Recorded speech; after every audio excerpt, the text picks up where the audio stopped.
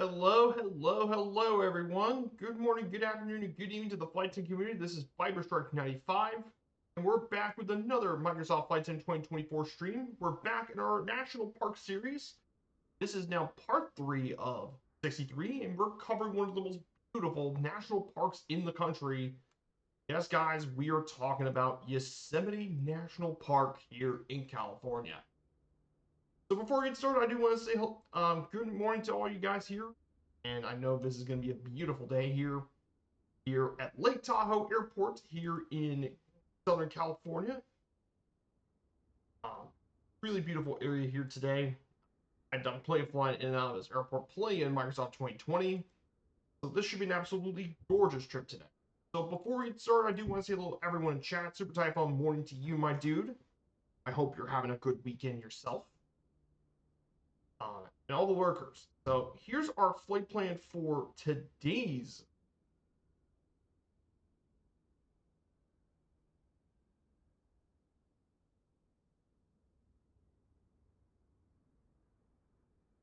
So, so here's where our flight plan is going today. So we have our nav map up here.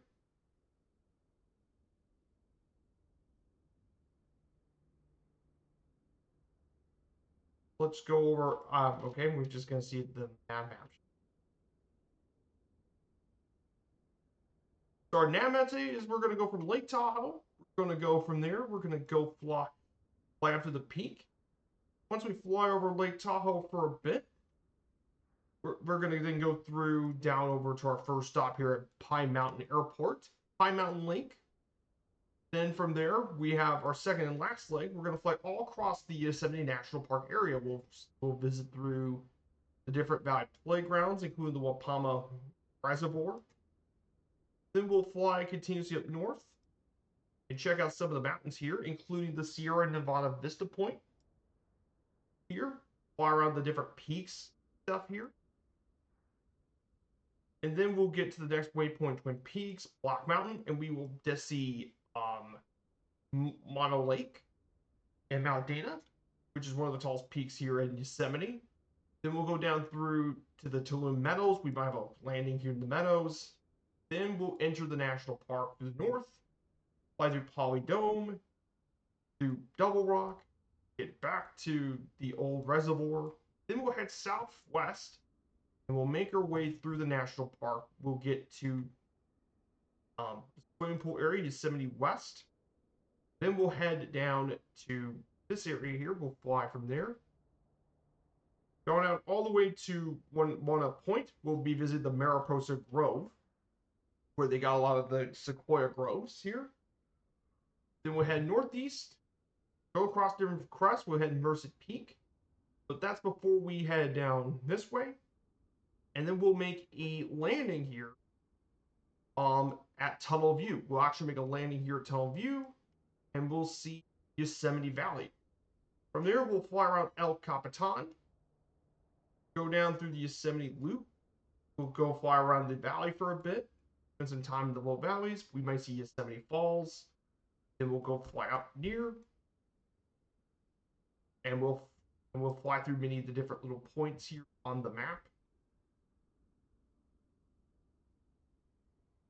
We'll see quite a few little points on the map, including Sentinel Dome, Glacier Point.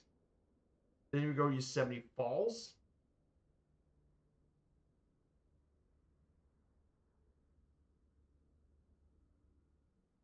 Then we go see Half Dome.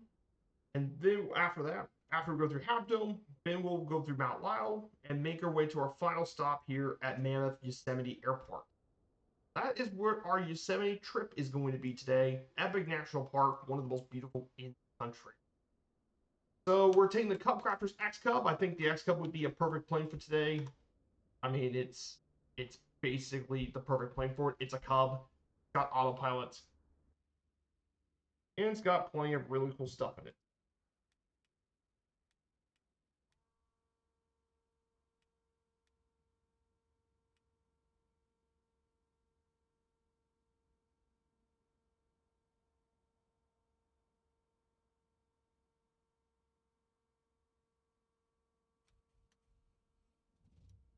Oh, there you go. That is our cub. So yes, I got my slide ready for you. In addition to this, well, I also have the national park website here too. Let me give you a link for the website in the chat. So guys.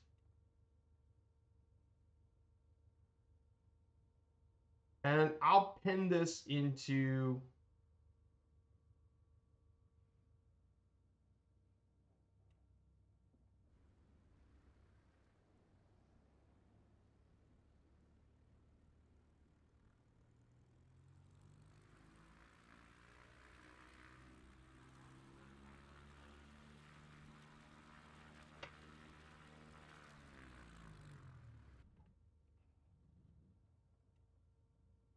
we're going to go ahead and make our way down over to one-way 36. So altitude for this first leg, by the way.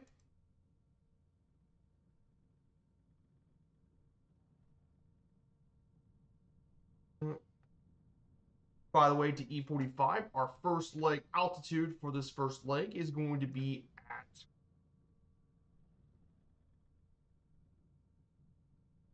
at 11,000 feet. Set this to 11,000.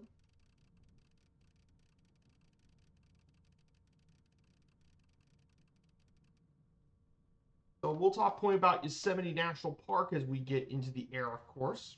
Got lots to talk about Yosemite.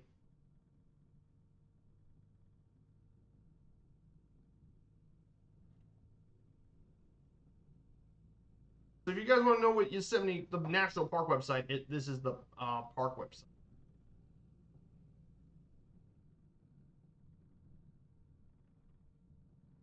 So you can see all the information about Yosemite you would ever want to know about Yosemite.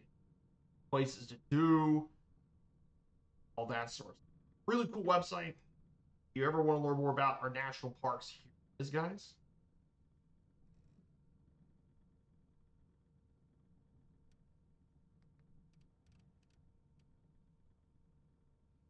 Go ahead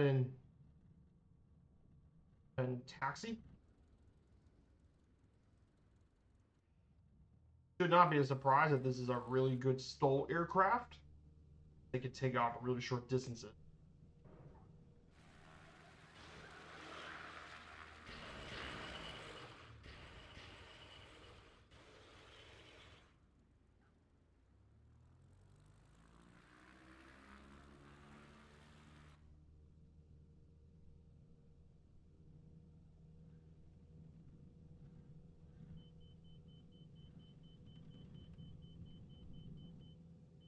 And we're off. Yeah, the altitude is going to go up.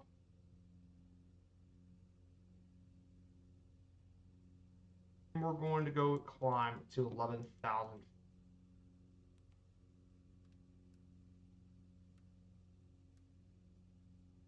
Go ahead and climb to 11,000 feet here at Lake Tahoe Airport. Really great GA airport. It was handcrafted for the first U.S. World Update back in MSFS 2020. So we're going to be climbing up to our altitude here today.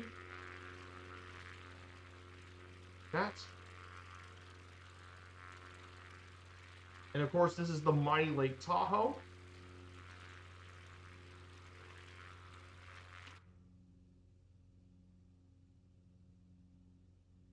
Go ahead and we're going to go ahead and turn the heading. Heading now. Let's see. It goes. But yeah, beautiful aircraft. Gorgeous view of the Lake Tahoe Valley. The fun fact about Lake Tahoe, it's one of our nation's highest altitude lakes, by the way. Very popular area for a lot of water-based activities. So makes this a great area for a lot of leisure. People like to go to this area for leisure and stuff.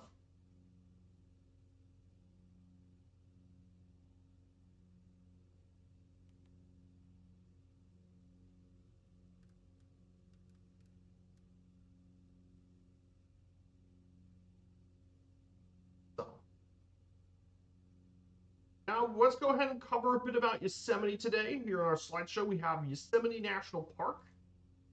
Yosemite is located in California in the Sierra Nevada forest, by the southeast and northwest by the Stanislaus National Forest in the northwest.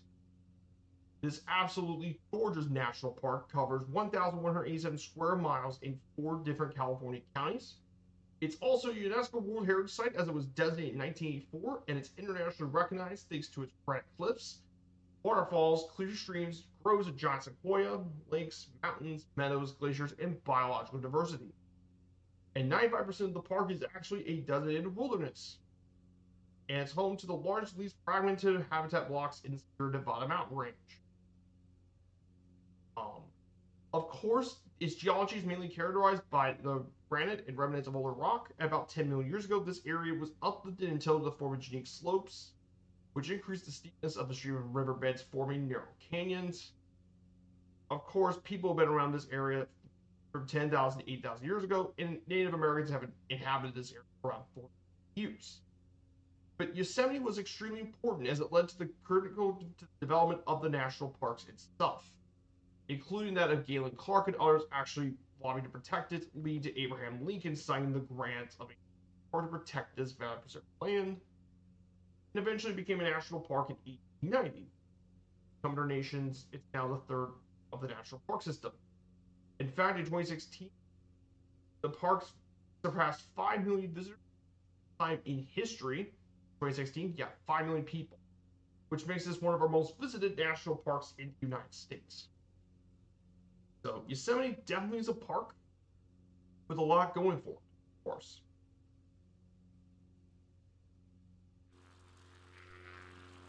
With a lot going for it. So let's talk a little bit about the history of Yosemite National Park. So the history, the first humans to make their way over to Yosemite were called the Awanichi being dwellers. They were the only tribe that lived within the park boundaries, but other tribes lived in the surrounding area, and they formed the larger indigenous population in California known as the Southern Sierra Miwok tribes. And they live in this area for a lot of years, and they also had other tribes as well to preserve their presence by blending their cultures together during this time.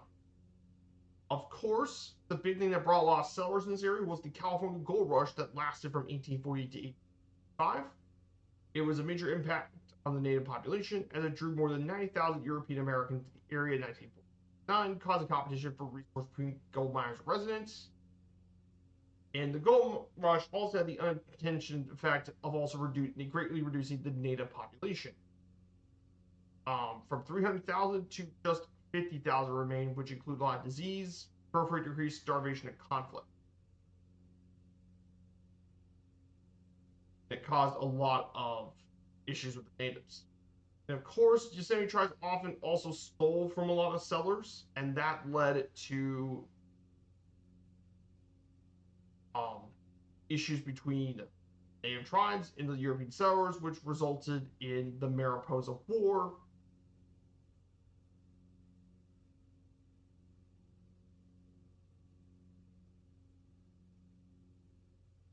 As well. After that Mariposa War, Native Americans did continue to live in this area, but in reduced numbers. The remaining tribes were forced to relocate to a village constructed by the state government, and they had to live in this camp. By the late 19th century, the population of all native inhabitants was difficult to determine. They were estimated between 30 to several hundred. The last fully blooded of the Awahanchi died in 1939. Her name was Totoya as well. Of course, a big thing happened during tourists. Quite a few tourists came to this area. And the first ones was in 1859 with James Mason Hutchins and Thomas Aries became the first tourists to visit Yosemite. Hutchins and Aries were responsible for much of its early publicity, and they wrote special issues about the valley to protect it. Of course, the big part that concerned many people was Many people were concerned by impacting commercial interests, including Galen Clark and John Congress, advocated protection. In an 1864, Abraham Lincoln passed the Yosemite Grant, which is the first time in the United States history that land was set aside for the preservation and public use by U.S. government. And it was actually the one that set the precedent for Yellowstone to be created, funnily enough. And eventually, in 1890, this became a national park and became one of our nation's national. It becomes our third national park when the Yosemite National Park was created in 1890. Of course, for many years, there was definitely some issues with overgrazing stuff as well, so they had to put some new cavalry jurisdiction to protect the land.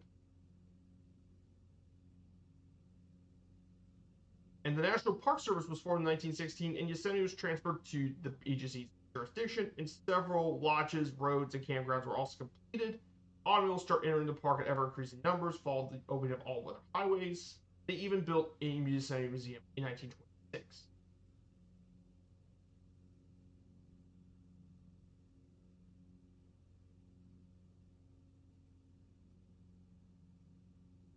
Hey, good to see you, Devil Dude. I hope you're doing well. Happy Sunday to all of you. And then in 1937, the conservationist Rosalie Edge successfully lobbied Congress to purchase 8,000 more acres of land in the perimeter that were to be logged. And of course, traffic congestion got to be really bad in Yosemite during the summer months, and as a result, they reduced artificial inducements to visit the park,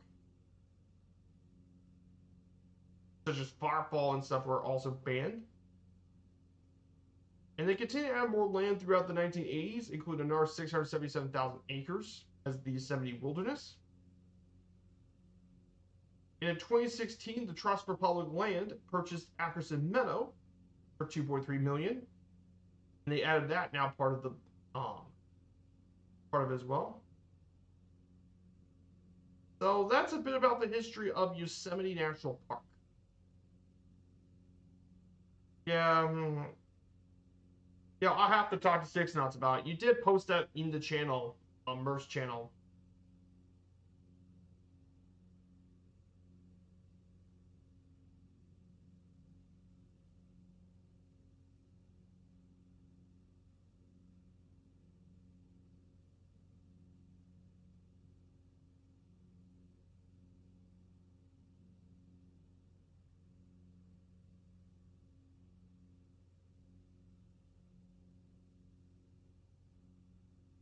So,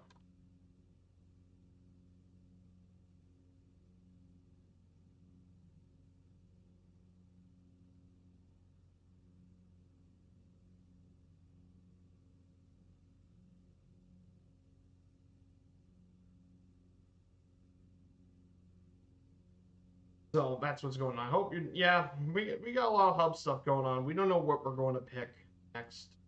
I actually was the one who picked the Bose hub, by the way. The Bose hub. I picked Juneau, which was definitely really cool to have Alaska as a hub.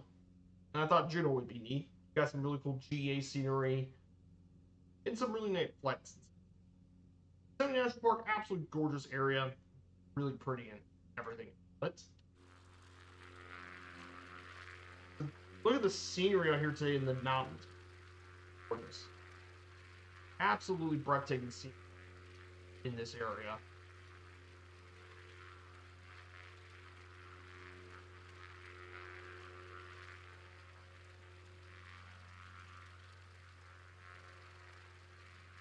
Breathtaking scenery here in Yosemite. Can't go wrong with it. So we're going to be flying through this area for another 163 nautical miles.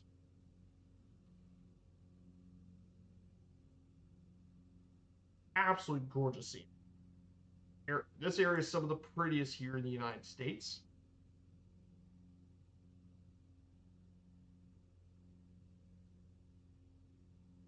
So we're getting closer to our first stop here of our national park journey.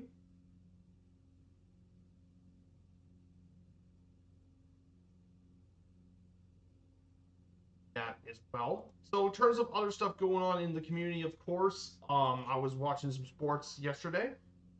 Yeah, Everton lost the derby to Liverpool. That's not really a surprise. But Everton fought hard in the second half. They got a goal out of it thanks to EA got a goal in the 50th minute, and they played much better in the second half.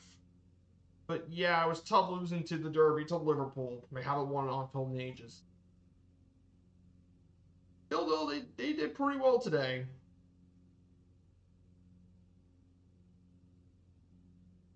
Um, but yeah, Everton's still doing pretty good this year. They're still knife. Um, I know right now Sunderland, Aston Villa, and Bournemouth, Newcastle are playing right now. I think later today we might see Arsenal and Manchester City. That's going to be the big game today. Those two. Could be a good matchup today.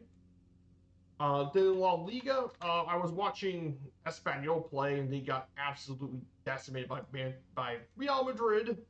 Not to be surprised, Real Madrid are one of the best teams in the world. They haven't won it in 30 years against Real Madrid. Still, though, I mean, tomorrow's going to be a more winnable game against Valencia, who play better at home, but not so well on the road.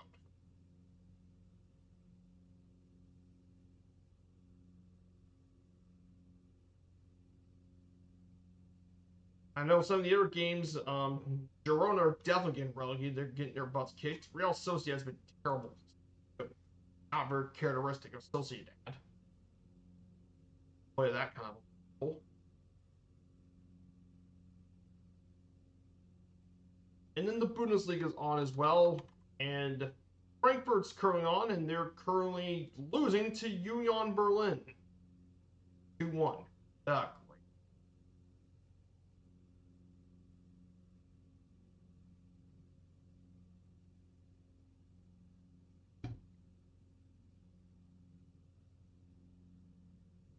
So, there's that too. Not really too much going on today.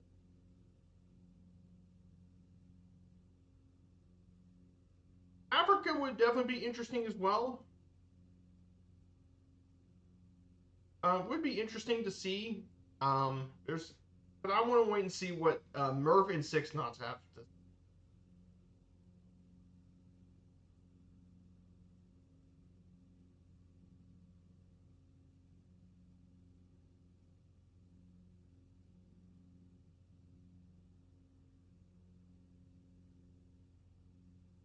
Now, to talk about one very important part about Yosemite has got to be geography.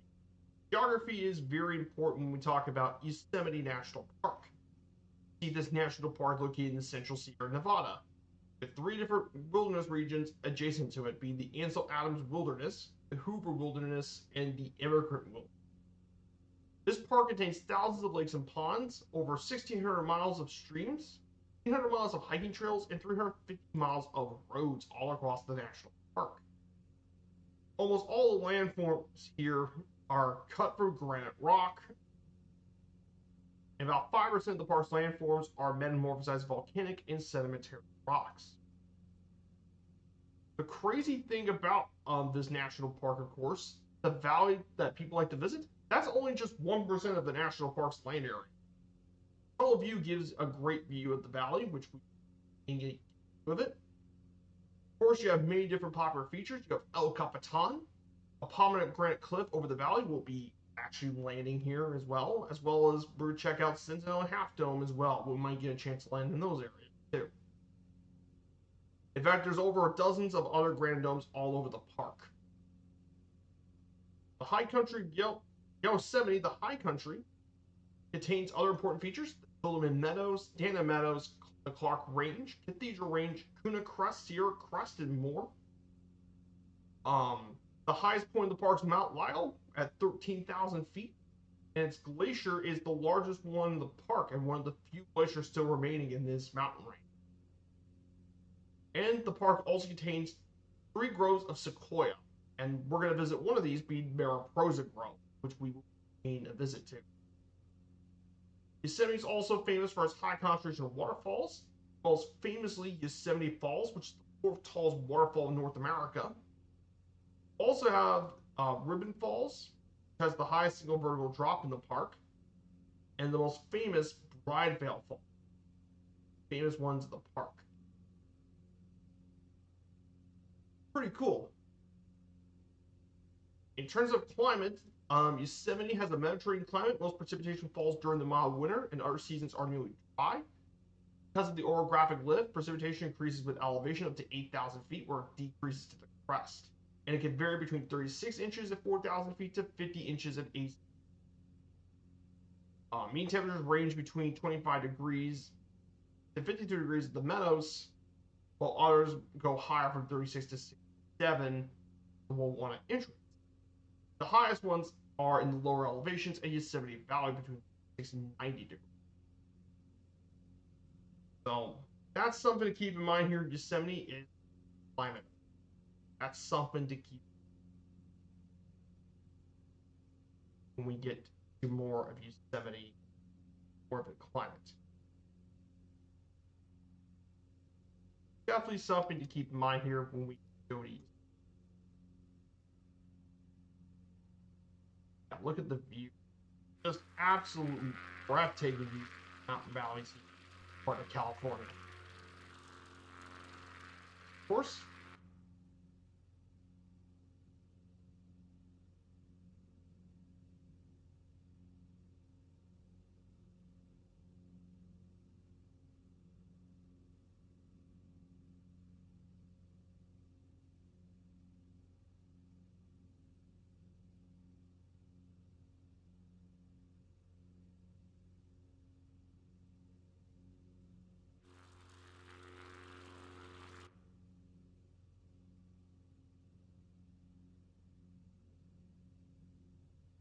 so we're flying much higher.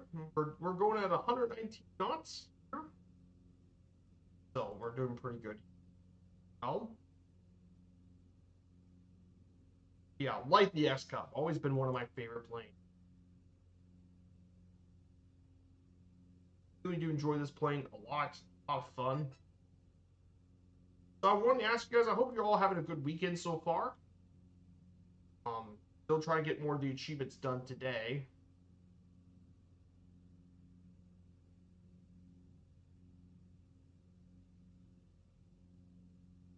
Murph's gonna be back this week. He'll be back Monday. He would do Oregon to Lake County. He'd be flying from Steelheads Bay, Oregon coast, make his way to Redmond, and finish in Lake County Airport.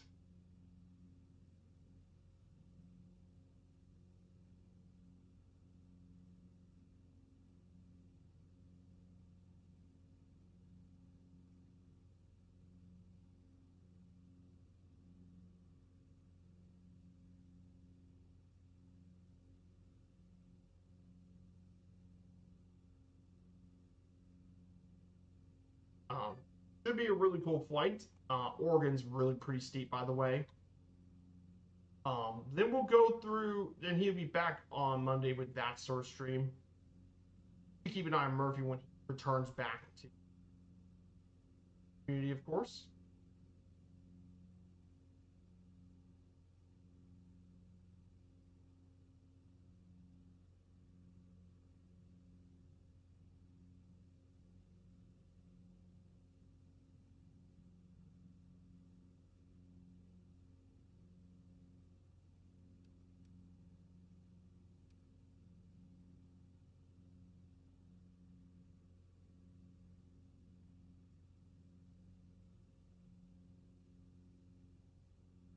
We'll descend down shortly to our next destination, of course. The NFL this week, for the Colts, they'll be taking on the Titans. This should be a pretty winnable game for Indianapolis. Uh, Titans are not very good. They're not very good. They're one of the worst teams in the league this year. A pretty good win for the Colts. Should be a pretty good win. So this week, in terms of baseball, there's been some pretty big news. One of that being Cal Raleigh has just broken has just broken Ken Griffey's single season record for the Mariners. He broke Ken Griffey's record, 56. Um,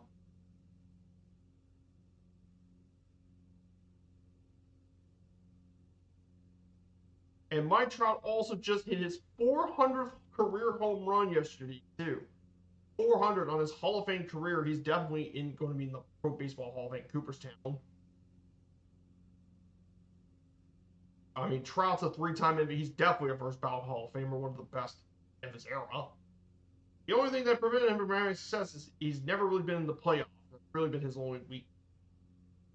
But I mean, he's one of the all-time greats.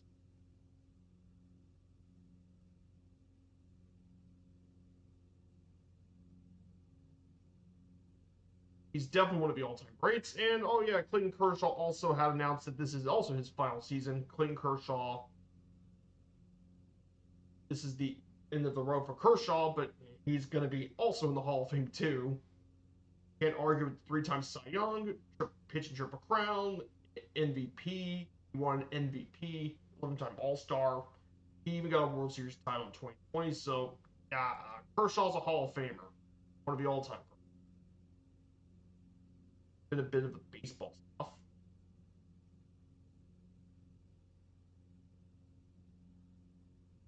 Definitely pretty cool stuff to get around as well. I haven't been really super busy with Aero Economy, the Devil Dude. It's because I've been focusing. I have a project I have to do. I want to catch up on it, and I didn't really want to fall behind on my project. That's why I've not been doing a lot of flying. I'm trying to focus on doing that project.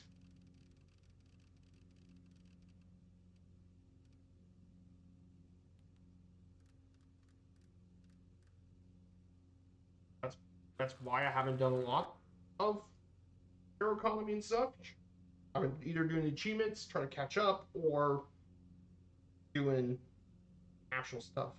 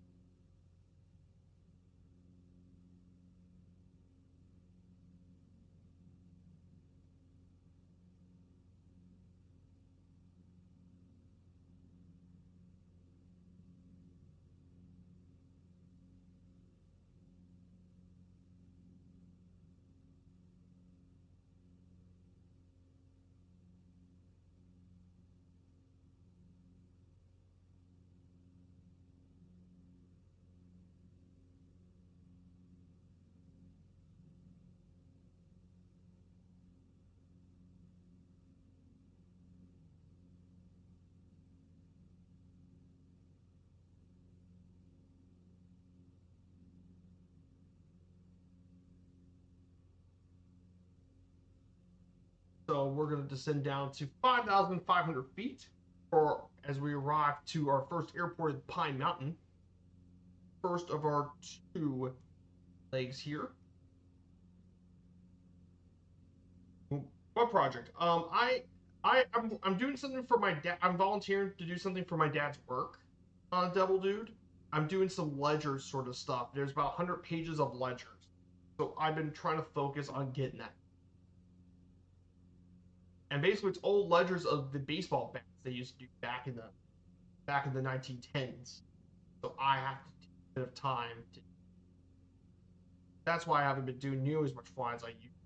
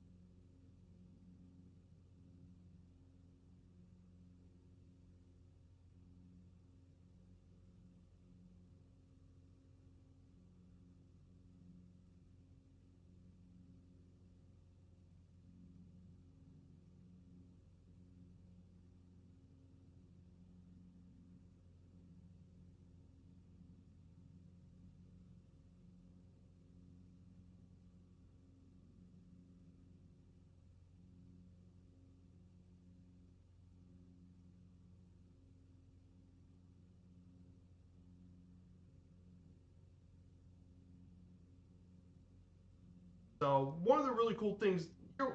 Thank you, Devil Dude.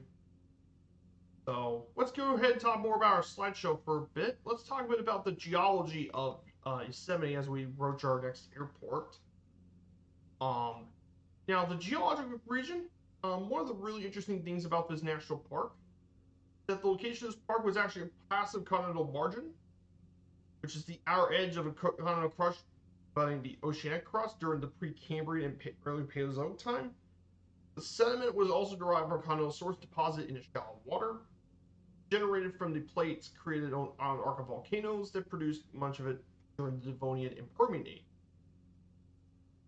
And there are quite a few different one of those geological and volcanic activity over the next several hundred million years. But the big part is that in recent time, until 5 million years, multiple volcanoes erupted during the Cascade Range, created a lot of the in this area that formed into the eastern part of the park. Of course, starting 10 million years ago, vertical movement around the Sierra Fault uplifted Sierra Nevada itself to create the Sierra Nevada Range. It helped build much of the granite rocks and surfaces that create many of the domes that we mostly see today. And of course, there's also lots of glaciations that occurred between 2 to 3 million years ago and any between 10,000 years ago, all across the Sierra Nevada range. These glaciers played a big part in shaping much of the mountains and such here in the park. But of course, one very big thing about this park, and one of the very big things, has always been the ecology of the park. Now, Yosemite is home to lots of plants and animal species. In fact, thanks to its diverse mountain ranges and vegetation zones, Yosemite National Park contains suitable for more than 160 rare plant species with different geological location, formation soils. Um, Plus, there's lots of different animals. In the sun-baked areas, you can find groves of pine, fir, and sequoia, and expansive alpine woodlands. Provides a pristine Sierra Nevada landscape before Euro-American settlement. And the park's habitats also support 250 species of vertebrates, including fish, amphibians, reptiles, birds, and mammals in the park. The western half of the boundary contains mixed coniferous forests with different species of pines, cedars, firs, and even sequoia, plus areas of oak. And the western edges can find lots of different animal vertebrates, including black bear, coyote, raccoon, king snake, woodpecker, bobcats, river otters, foxes, even cougars. Higher elevations are home to more of like the red fir, lodgepole pine, and white pine, and you can find mainly squirrels, jays, and goshawks. And it gets less and less diverse as you go higher elevation. But even in some of the higher stuff, you can find animals like the bighorn sheep, marmots, and jackrabbits. But of course, there's been quite a few wildlife issues here too. Um, of course, the black bears were once famous for breaking into cars for food because many people eat the garbage, and that's not very good, and let the bears be a lot more aggressive. So the park had to do a very aggressive campaign discouraging bear human interaction. Also, despite the richness of high quality habitats, the brown bear, California condor, and the vireo became extinct in the park within historical time, while 37 had been under special status. There's also over 130 native plant species here that were brought with the introduction of early Euro-American settlers. Of course, indigenous residents intentionally set small fires in the 1860s to clear the crown of brush for farming, and it's still applied even today, as Yosemite natives help preserve biodiversity by lighting small fires, and a lot of them use them as wildlife management.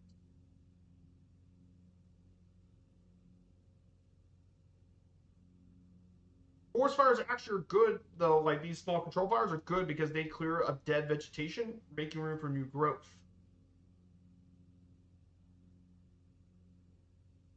So it can be very good for that too. That concludes the ecology of Yosemite. We're about to arrive at we're actually right around Pine Mountain. So we're going to go ahead and turn off our autopilot. We're going to go ahead and then here's our first stop of the day here at Pine Mountain. There we go, guys.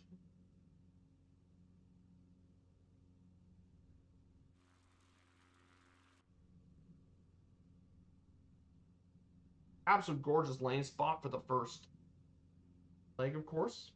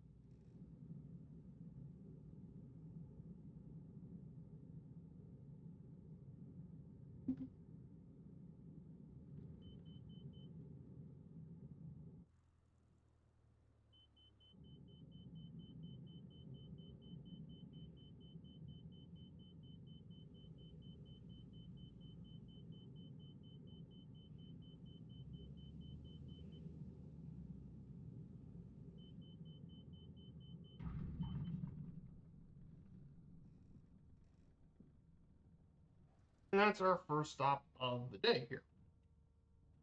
We'll land right here and we'll park here for just a second. If you guys want to join alongside with us, we got 2 legs here today. Here's our route for today.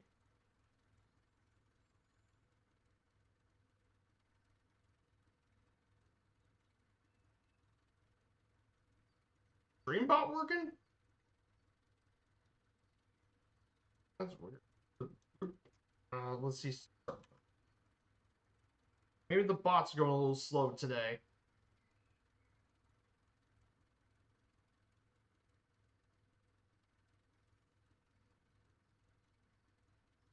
But yeah, our route today is on the stream tile, but basically,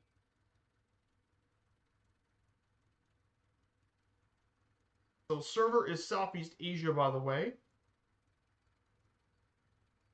and our route, and here's the route for today. Hey, Court, good to see you. Morning, my dude. I hope you're doing well.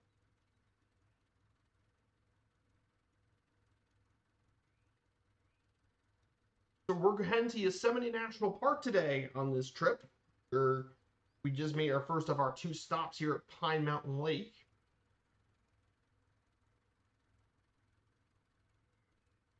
First 2 full stops, so we'll be stopping here for just a little bit.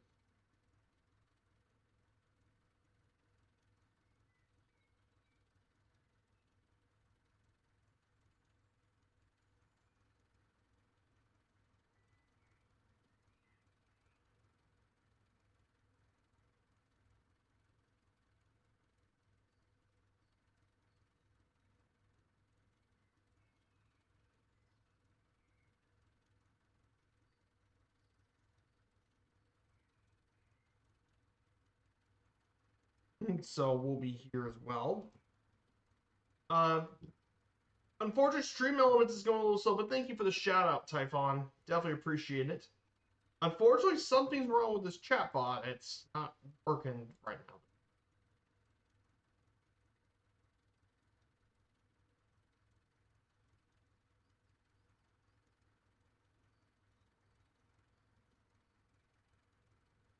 Don't know why it's not working. I have no idea.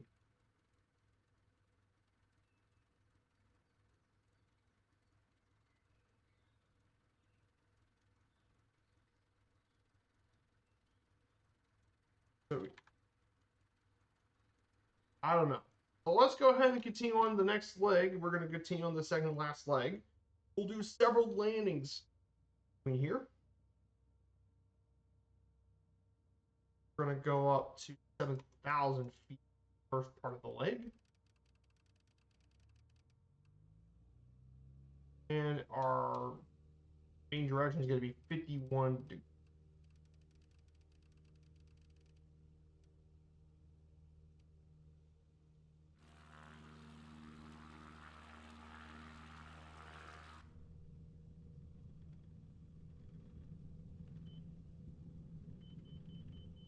And we're on.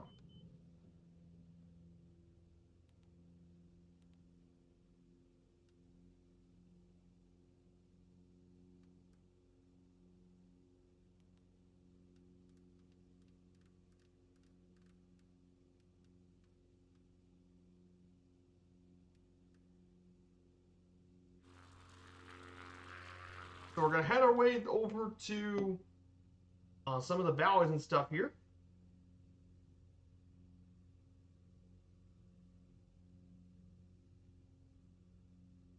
We're going to head over to here, of course.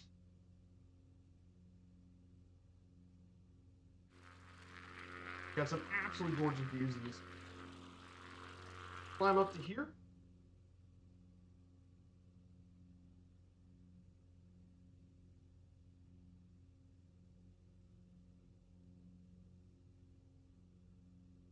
So if you guys want to look at our flight plan, of course, here's what our flight plan looks like. I think the areas where we'll be touching down and making a landing, we'll be making a landing, a landing here at Yosemite Meadows. That'll be our first landing site.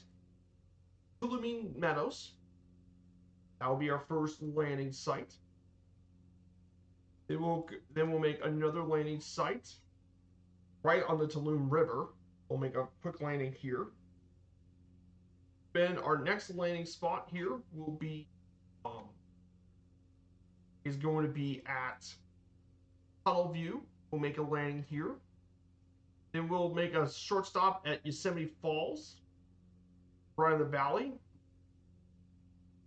Then from there, we'll make another landing here at Washburn Point and Glacier Point. We'll make a landing right around Glacier Point and Sentinel Dome.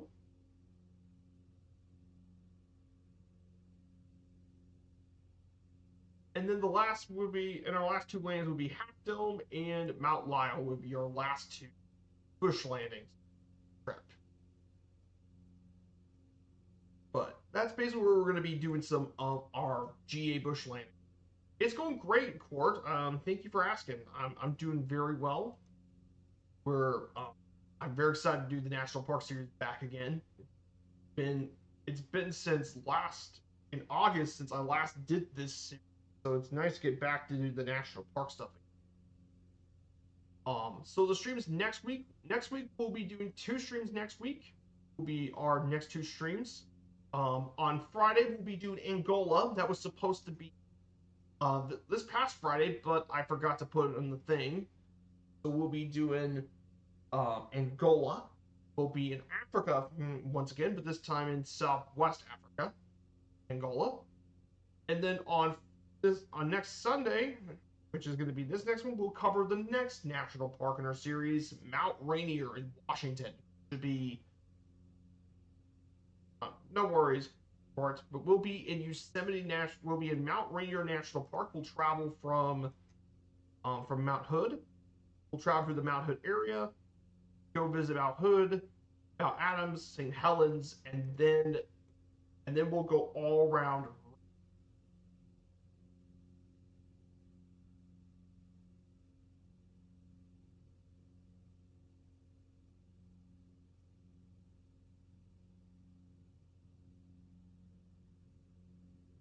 Yeah, we'll start from Pine Hollow, make our way through Mount Hood, all the way here, and then we'll fly all across Rainier. And yes, we will even get to the summit of the volcano itself. We'll even reach the summit,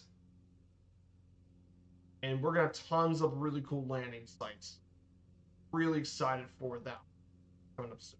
We have some really great sites. Very, very excited to show you.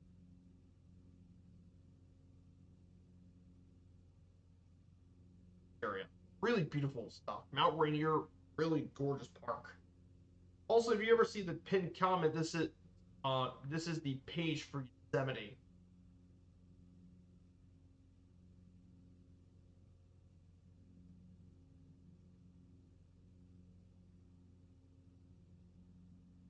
And it basically has all the information you could ever want to know about Yosemite. And this is where I get a lot of my information from. I get a lot of information from the site. So it's an actual government source.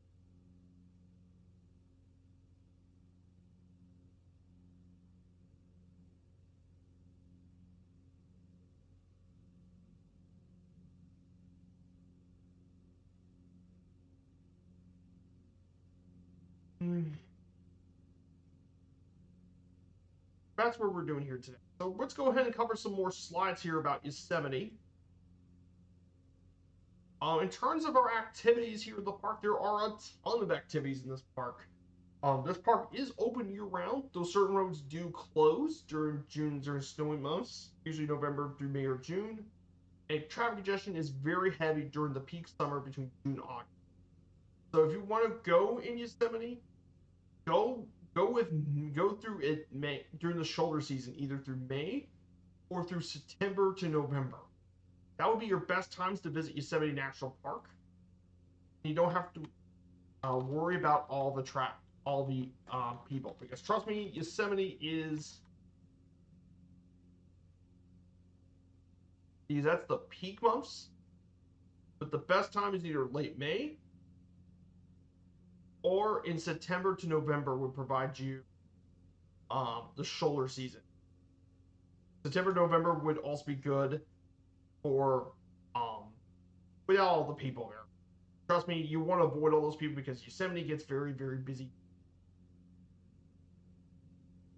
But there are a crap ton of activities you can do here at the park. For one, Yosemite is an absolutely amazing national park for hiking. This is one of the best parks in the country for hiking. Over 800 miles of hiking trails are available for people, from easy strolls to challenging mountain hikes, backpacking, and more.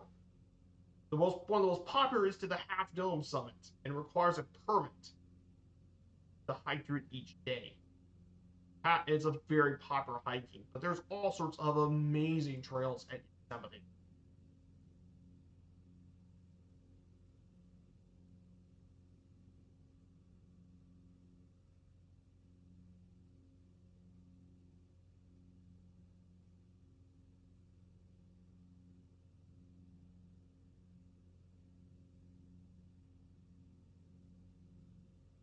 In fact, if you want to actually look at the trails, um, I have a really good site that I like you guys to learn about, and go ahead and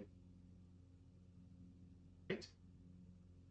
The national park site has it, but also this site has too. This is all trails. This is a trail database and all that stuff, and I actually use this quite a bit. But it's really good for if you want to look up more trails. And the reason I like this site is because people always added some. This is a really good place where you can find all sorts of trails to fly. So this here, we're about to enter the northern half of the national park.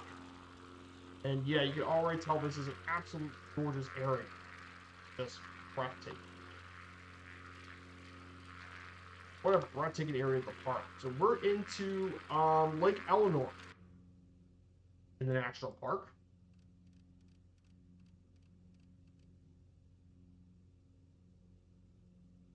I recommend you doing it. But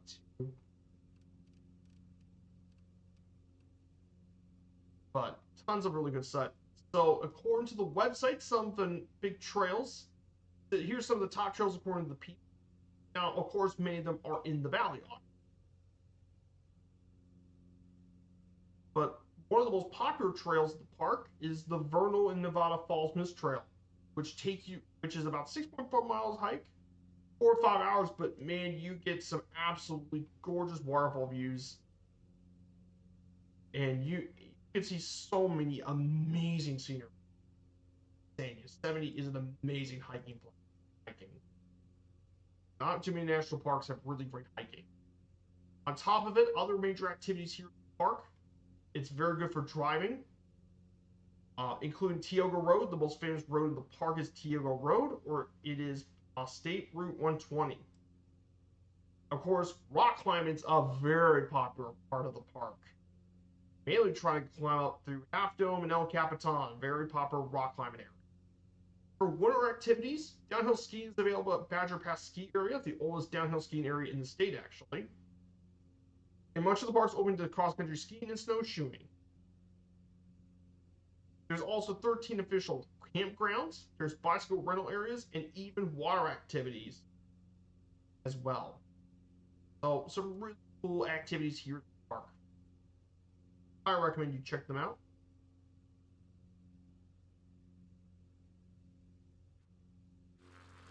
But yeah, we're getting to the higher altitudes here.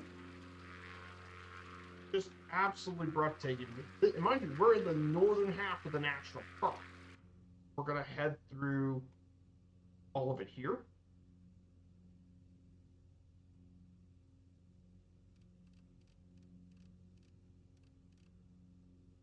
We're going to climb all the way up to 13,000.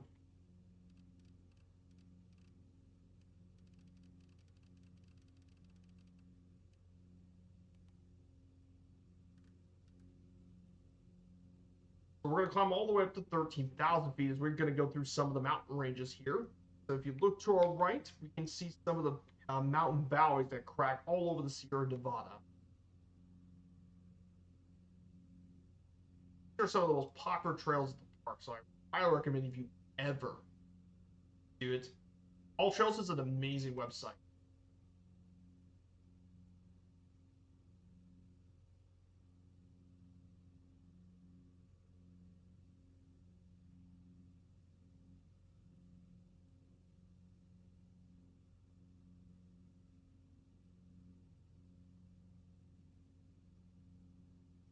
Yeah, hiking trails is All Trails is definitely the best one for hiking. But yeah, lots of stuff here in Yosemite. Vernal Falls. Of course, the famous Half Dome Trail is very popular. That's 16 miles. But yeah, there's some really cool ones, different meadow trails. There's trails that get you all sorts of amazing views.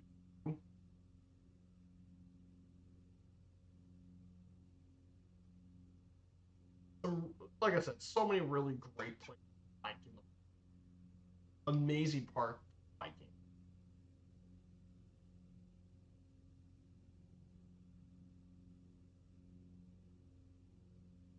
I'm going to turn left to. We're going to climb up to. I mean, just look at the mountain valleys. Look at the scenery here. Absolutely amazing. And the views are absolutely. This is what I love about MSF's 2024 so much, is the DA part.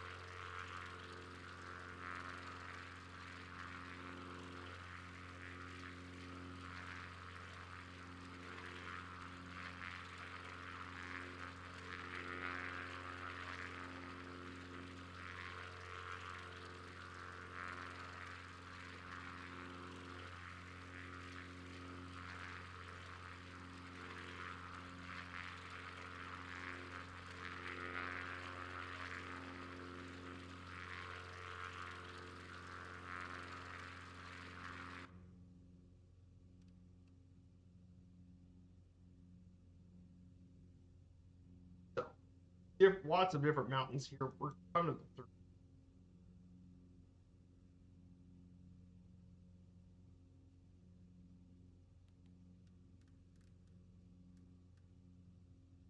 Climb up to 13.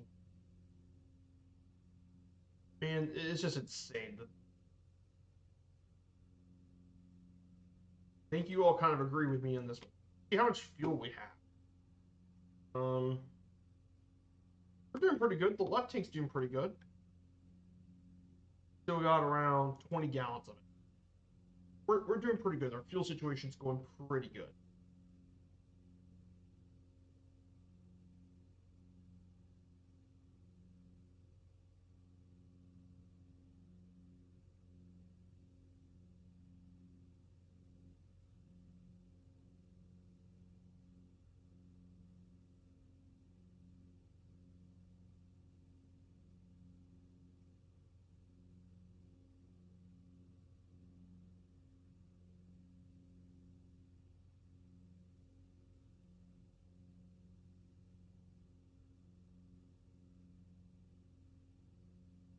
definitely really cool stuff. But yeah, we still got a couple more areas we got to visit here.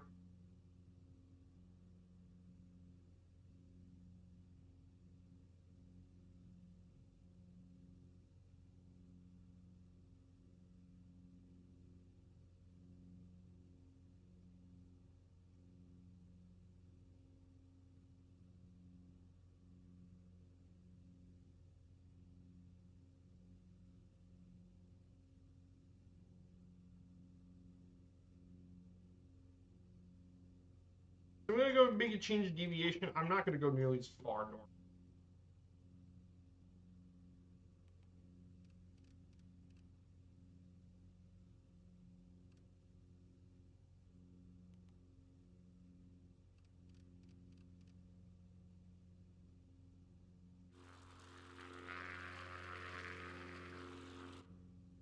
We're gonna climb up to 13,500 feet.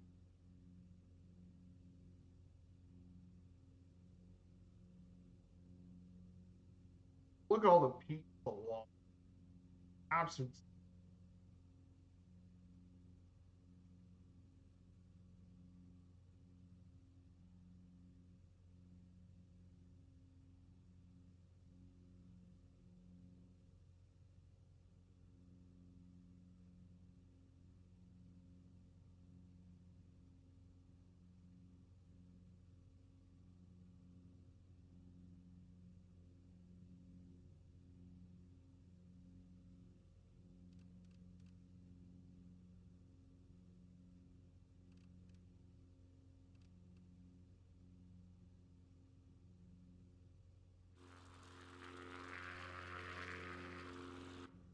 We're gonna go ahead and turn right.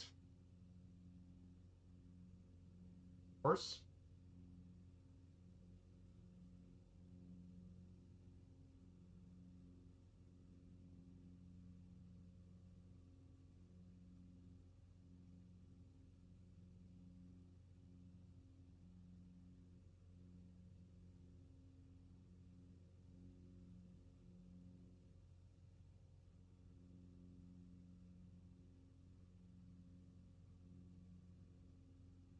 Yeah, you can see all the valleys and stuff down below. During the Sierra Nevadas, pretty.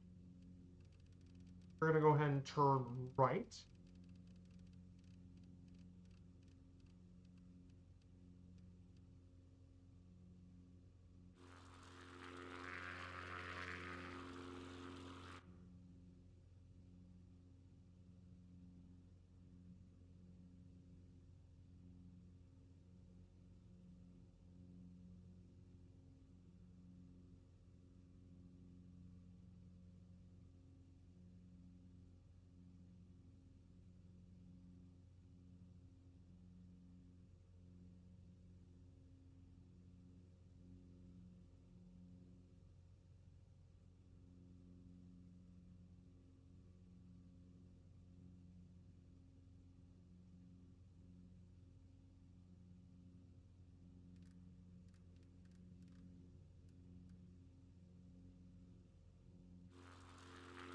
And go up, and we're going to reach 13,500. So we're gonna head toward the Twin Peaks. Then from there, we'll head on down to Mount Dana.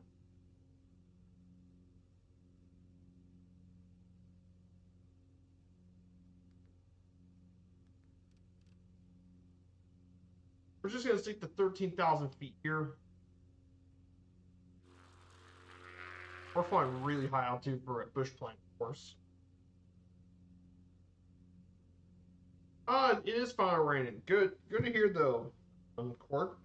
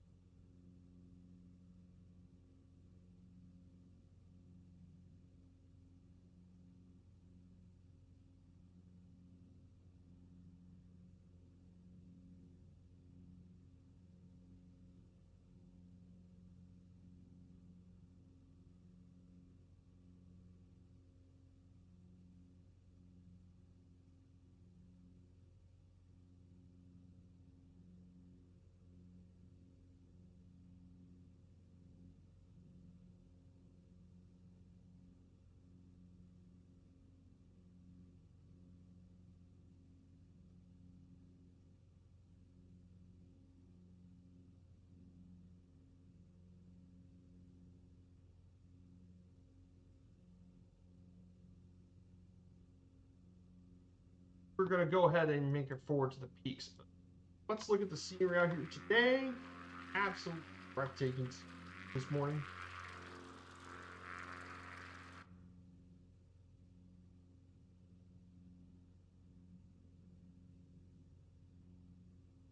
Once we get down to the Twin Peaks and such, we'll be ready to make our first landing here at the Yosemite Meadows. And we'll talk about the meadows, of course.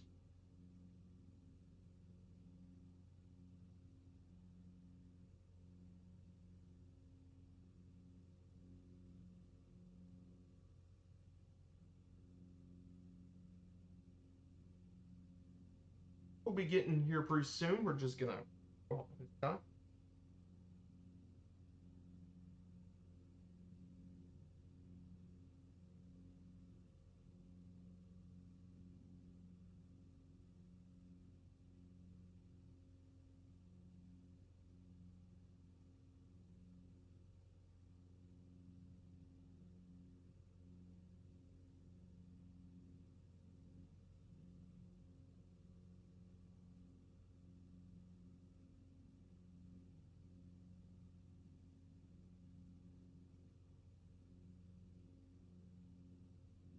So of course we should see we probably see Mono Lake near to our west. Be a look at the mountain peak. Just absolutely breathtaking. 70.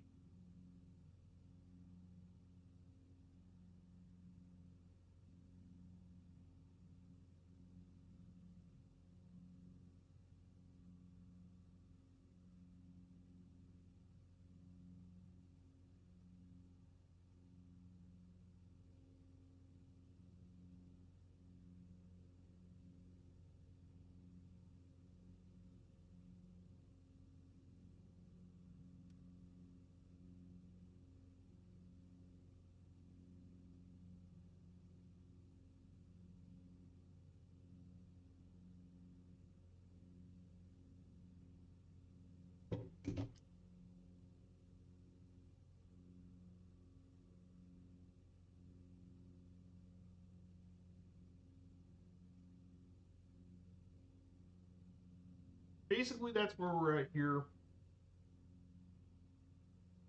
course.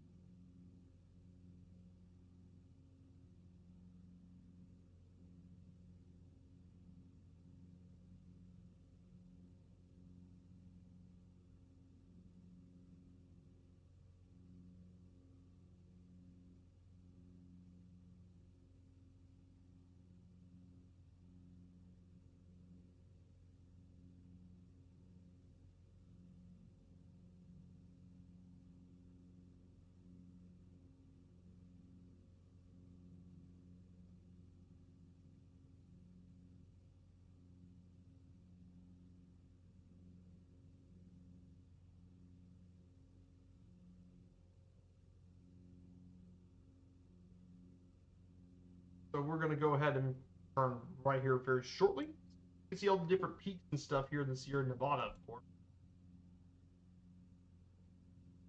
Absolutely amazing scene. breathtaking. Here's what some of the images look from us. So I think we might be able to see lake. So we head here. Well, we'll be approaching to our first stop not too long. I'm going to go ahead and switch a bit of our tank here to the right tank.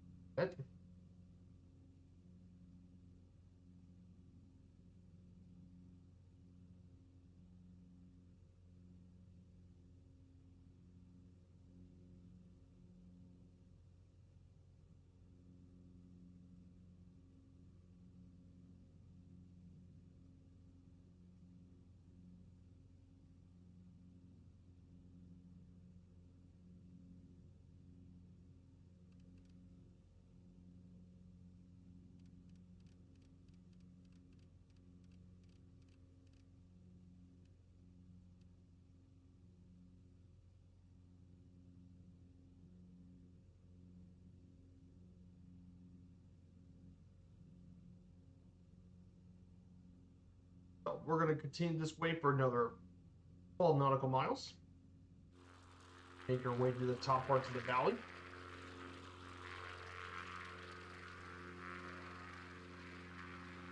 So, I hope you're all doing well. There's not really much this week. My plans for this week, of course, is mainly working on that project. Also, sort of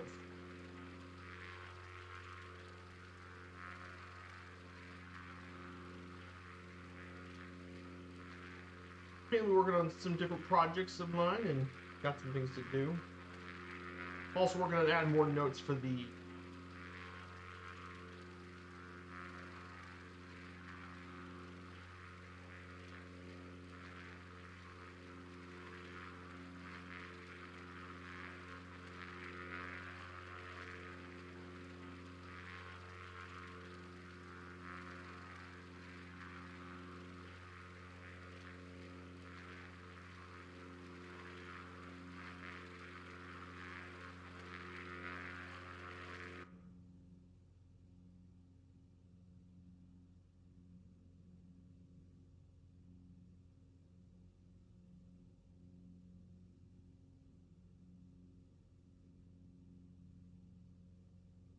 So this is Mount Warren to our west, and we can the famous, the well-known lake into our west.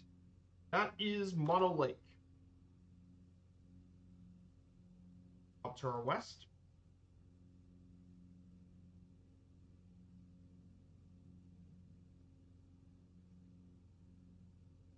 So we'll be seeing that here as well.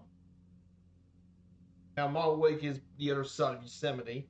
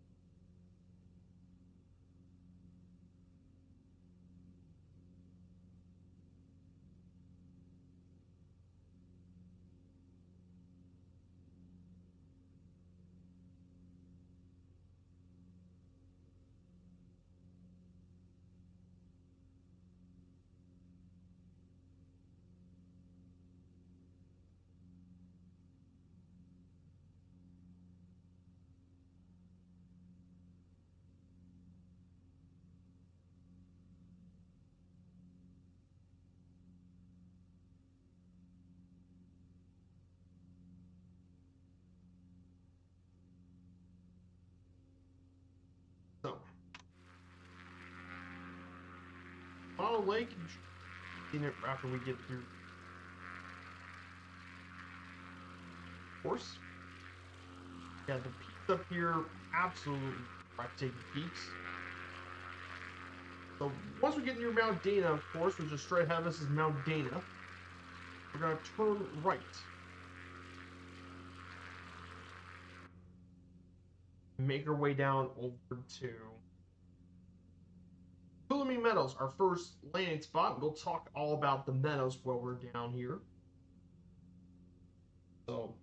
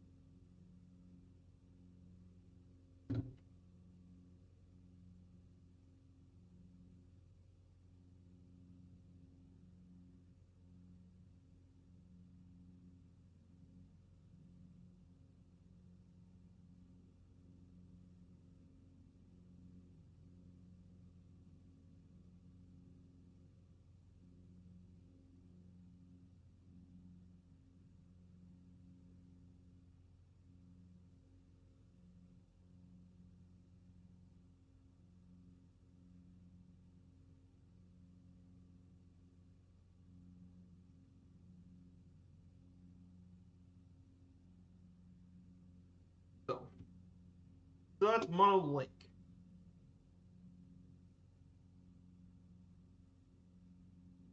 That's Mono Lake to our left. We're going to go ahead and turn right on 240.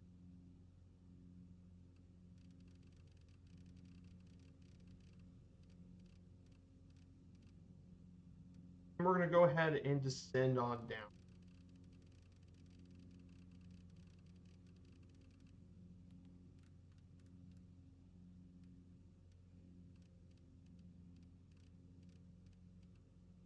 We're going to go ahead and descend on down to the meadows.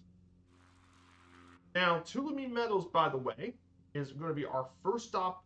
Now, this general Domestone subalpine meadow area is located on the Tuolumne River in the east section of Yosemite. The meadows has a good view of the range in Unicorn Peak south, Limber Dome to the east, in Mount Dana. You can also camp in this area in its own campgrounds, though reservations are recommended. This area is an excellent hiking and rock climbing are accessible, and it tends to be much less crowded than nearby Valley.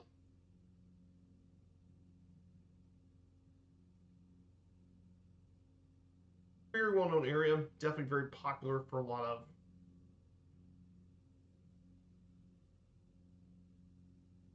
is Tuolumne Meadows. We'll be making a landing shortly. You can find all sorts of different plant species, including alpine aster, black sedge grass. You can also find Sierra lodgepole pines and frost sedges in the uplands. Very popular area for hiking, including Mount Lyell, the highest peak. John Moore Pacific Crest Trails also go through this route. Well, and of course, there's rock climbing. We're going to be going down Tuolumne Meadows. This would be our first landing spot of Yosemite National Park. We're in the eastern park.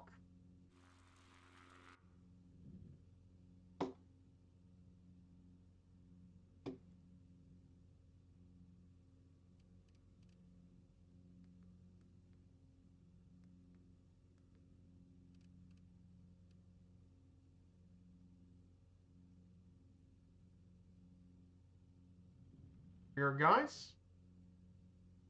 First, this is Limber Dome, by the way.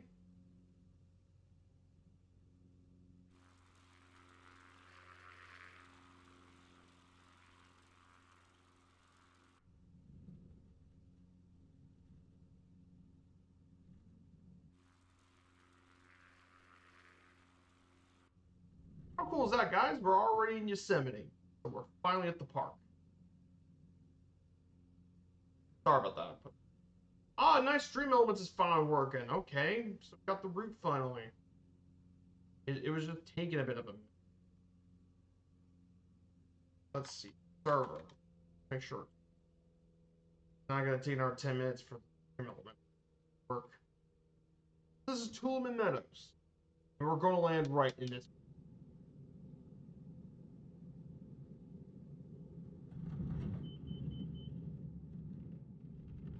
This is Tuolumne Meadows.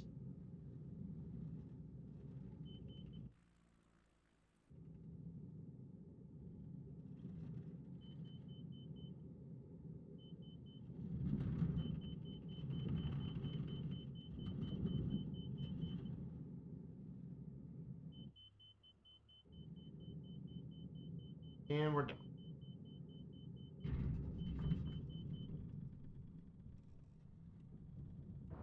Not really.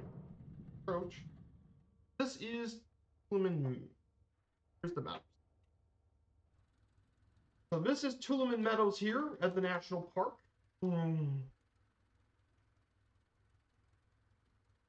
Here's our first landing spot this morning. Is Tuolumne Meadows.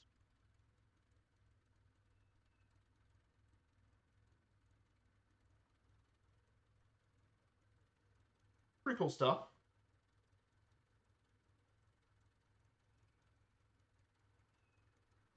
The area, of course, if you look in the background, look this direction here.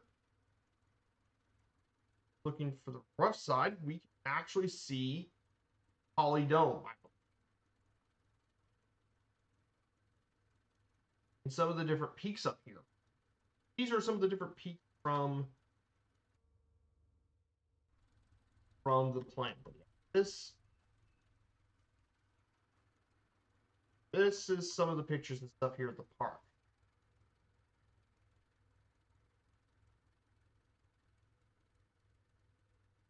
How cool is that? We'll just stay out here for a bit, enjoy the nice scenery and stuff for just a bit. Look around this park. So this is Ptolemy Meadows, very popular area for camping. If you want to get away from Yosemite Valley, that is what we're doing. Second, so we'll be getting back in here in just about now. So we'll get ready for the return flight back to next part.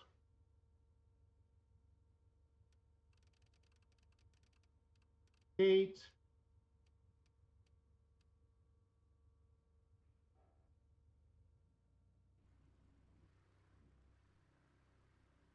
Good news, this is a STOL plane.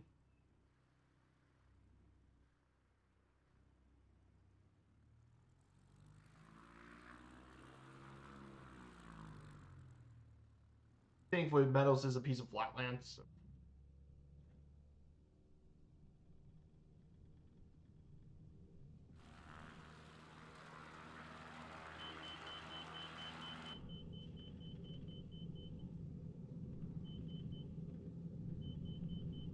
And we're up.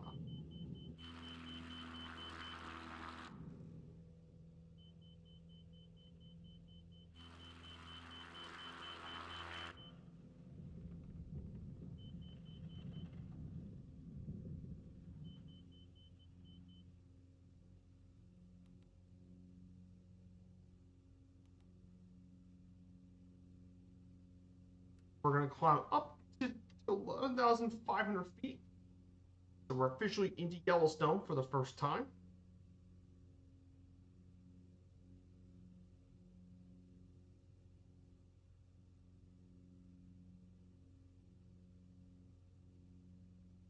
So we're going to climb up to 11,500. Up, up, and up we go. So we're finally up. Yeah, the Meadows, absolutely gorgeous area here at the park.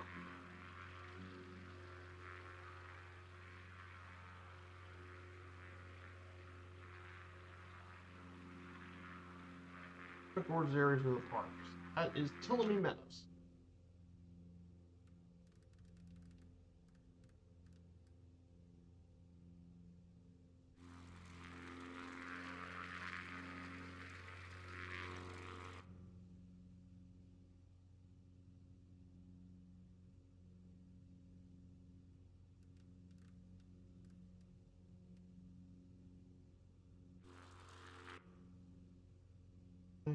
So, pretty good performance and stuff.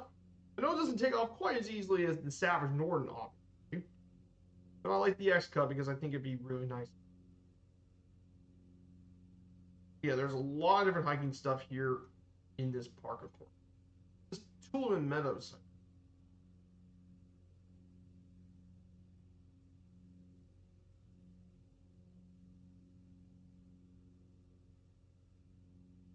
Lots of really good trails all over this part of the park.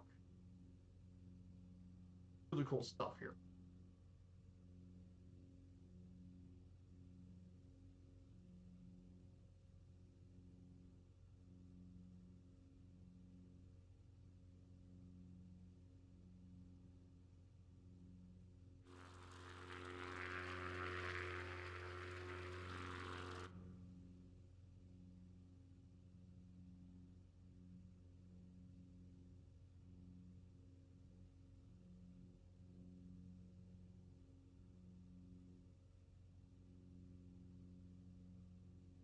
So our next part is Mariposa Grove, which will be our next stop. Will be next waypoint. We'll be flying over Mariposa Grove, so we'll be checking out some of the giant sequoias here at the park. That'll be our major.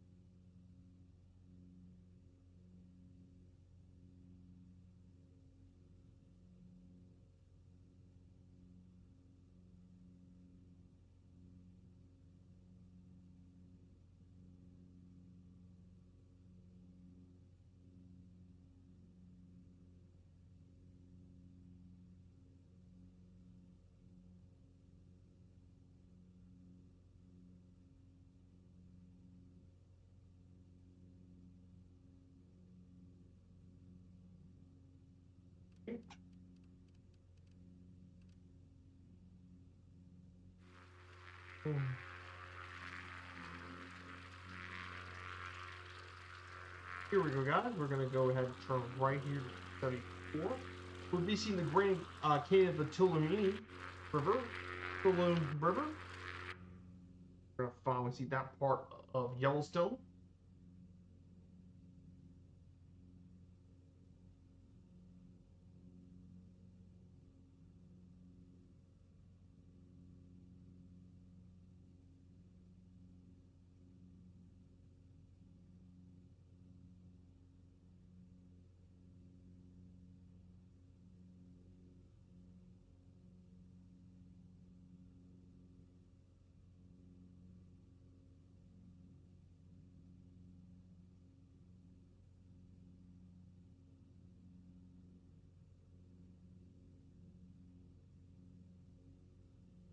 We climbed through pretty quickly. Right now, 112 knots.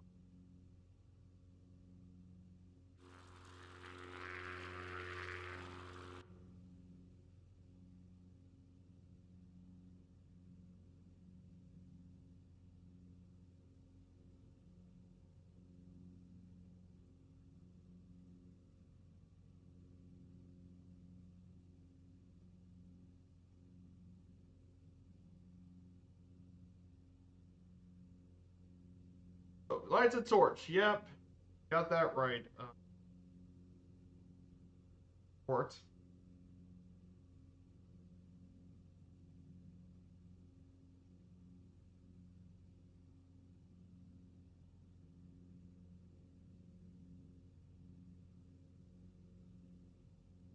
We're going to go ahead and make our way over. This is the Grand Canyon of the Tuolumne. This is a major area cut by the river, of course. Yeah, it's got a little canyon. How cool is that? Of course, it's not as famous as the Grand Canyon National Park, which will come much later in the series. Quite a bit later, but.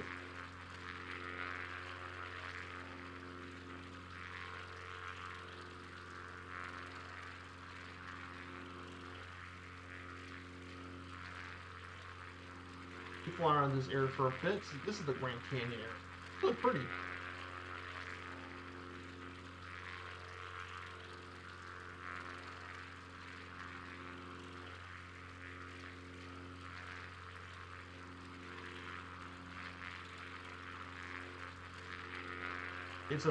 This canyon, by the way, is 3,000 feet deep, by the way, carved up the Tuolumne River.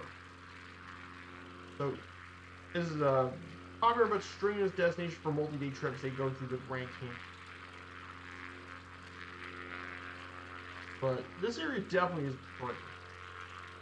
And again, for a lot of people who are expecting things at the national park, they expect to have a canyon.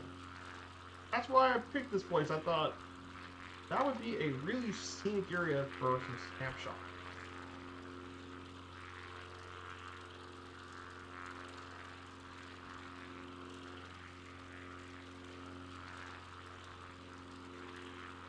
How gorgeous is that, guys? Absolute breathtaking scenery in this spring. Feel like Yosemite. Yes, I bet a lot of you guys probably looking at this and saying, I didn't know Yosemite even had a canyon like this. I know most people see Yosemite, they visit Tunnel View, but they forget this place exists. Absolutely crazy. This part of Yellowstone now.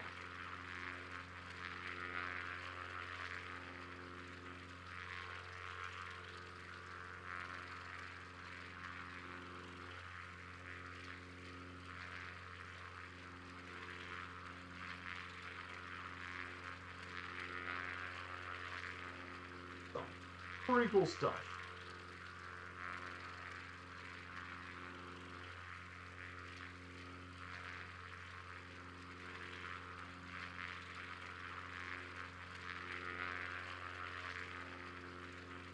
But the greatest of the waterfalls is Water Wheel. It's one of the defining features of the canyon is the 800-foot Water Wheel Falls. It's the most famous part of this Grand Canyon of the Tuolumne.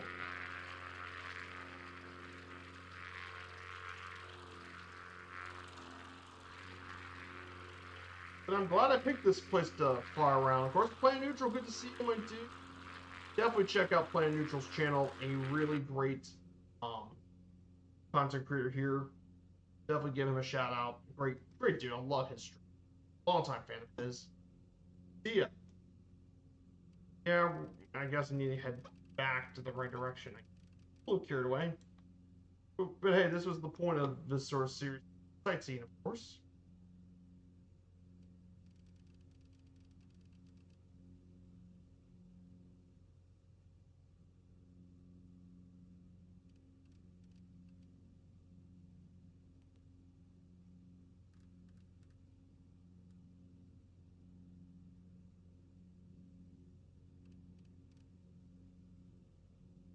So, I'm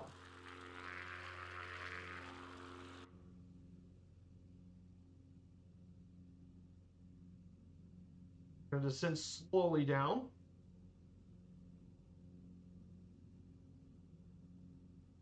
We're in Yosemite today on Planet Neutral. We're checking out the famous national park in California.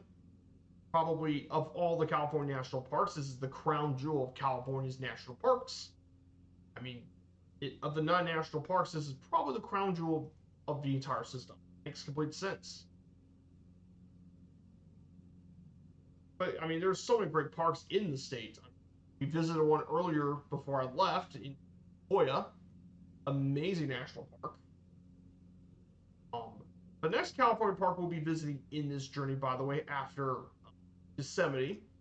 Our next California national park will actually take us to NorCal, Lassen Volcanic, actually. Will be our next California park. But basically, the California national parks in order of establishment goes as Sequoia, Yosemite, Lassen Volcanic. Then we have Channel Islands National Park. Then Death Valley, Joshua Tree, and Pinnacles. Oh wait, I forgot. No, it's Sequoia, Yosemite, Lassen Volcanic, Kings Canyon National, Channel Islands, Death Valley, Joshua Tree, Pinnacles,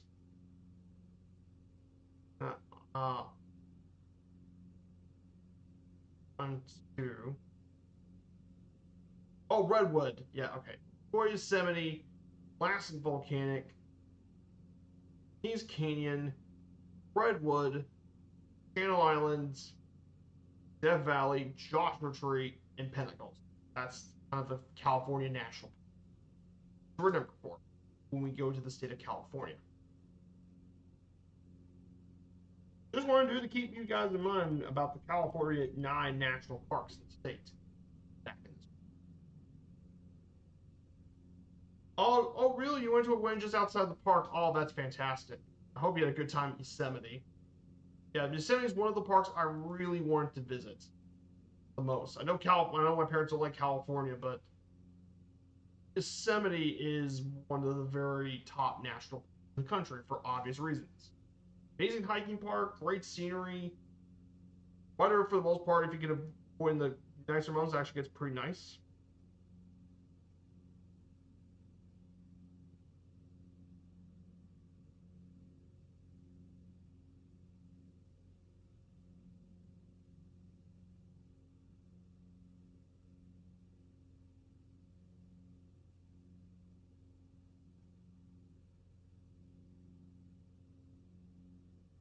So, pretty nice area as well. So, I'm going to descend down further to 8,000.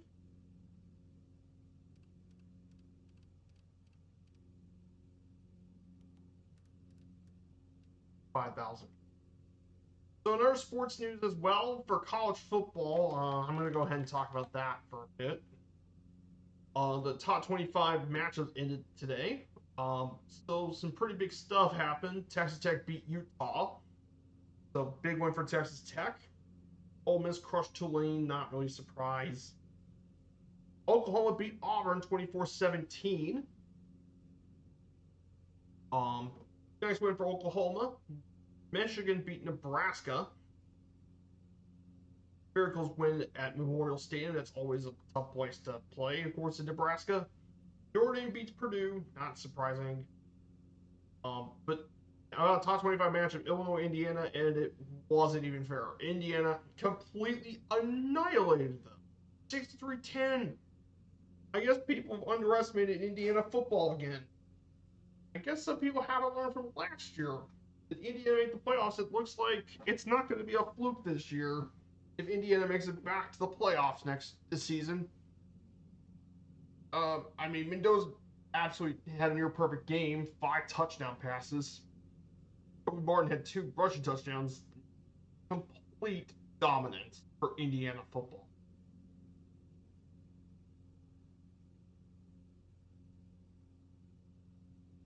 I mean, it was a complete demolition of a top 10 team, of a top 10 ranked team. But Miami beat Florida, not really surprised. Vanderbilt beat Georgia State 70-21. Vanderbilt continued a great start. And USC beats Michigan State, so pretty nice win for the top 25. Louisville also played earlier and beat Bowling Green pretty easily. So the next game for Louisville football is, of course, going to be against Pittsburgh. That's going to be the first in-conference test. Is Pitt. In fact, the biggest game to worry about for Louisville is Miami. At Miami, if Louisville were to beat Miami, they got a pretty good shot of making the ACC title games.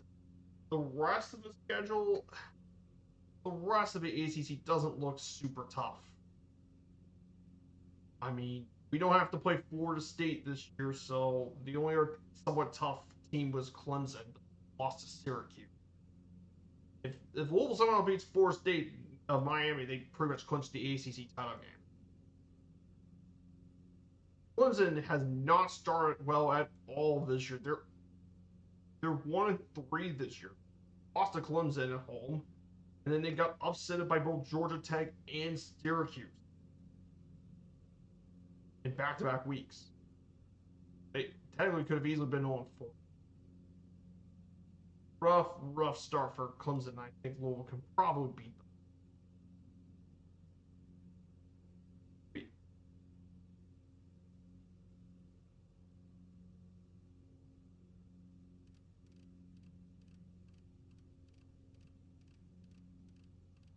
So we're going to go ahead to the Mariposa Grove. This will be our next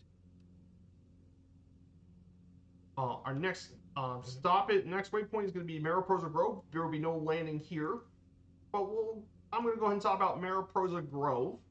This Sequoia Grove, located near Wawona, California, is the largest grove of giant sequoias in the national park, with several hundred mature specimens.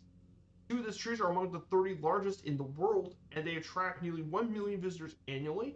This area was first visited by non-native people in 1957 when Galen Clark and Milton Mann found it, and they named it after Mariposa County, California, where it was located. And this area is actually protected still since 18.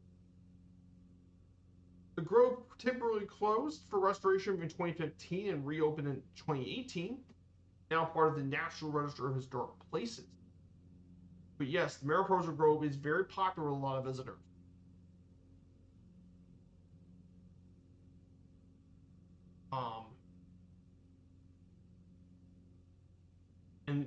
And of course, some of the most noteworthy trees here in the park, the largest tree in the park, there's a couple of notable trees, including American Legion tree, which is about 250 feet tall, dedicated to the American Legion and to the unknown dead of World War I.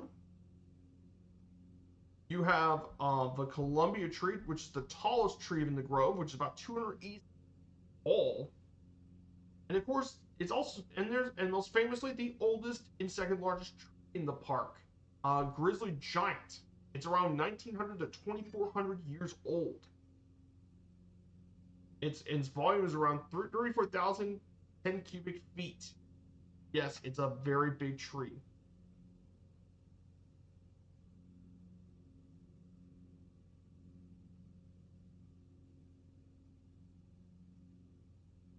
is the most famous tree in the park.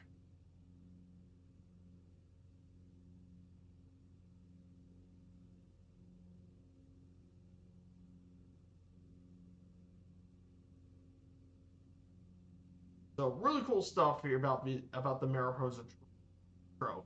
Really cool stuff. So we'll be flying over the grove very shortly. And we're not going to land here because it's very forested. It's going to be tough to land, as I learned the first time around with Sequoia National Park.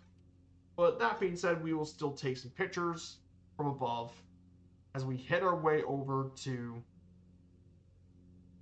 Tunnel View. This is one of the most famous parts of the park. And of course, you all probably know Tunnel View very well. Of course, when you see many pictures of Yosemite National Park, they take it from this viewpoint. It's one of the many viewpoints in the park. Very famous one.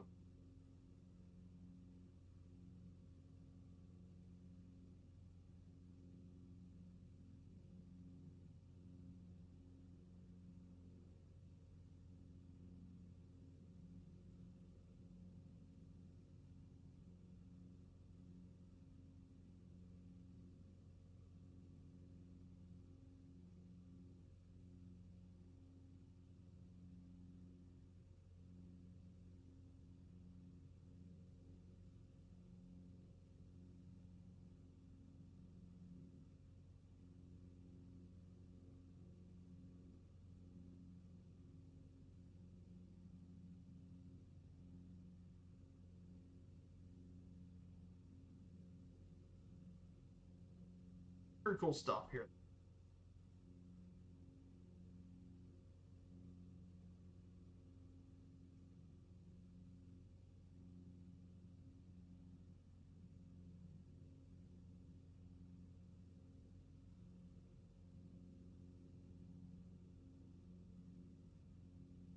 So here it is, guys. We're about to reach the Mariposa Grove here at the park.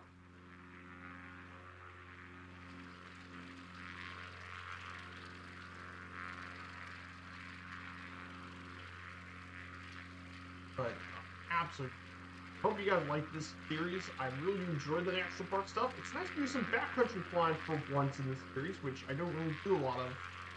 I like doing the push stuff and the backcountry stuff. I think that's really cool. And I like doing the tour guide stuff, so I like to do this sort of stuff.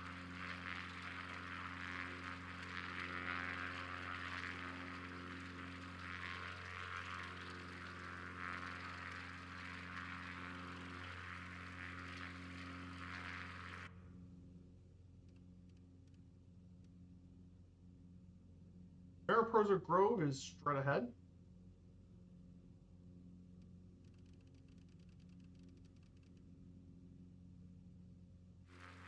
Guys,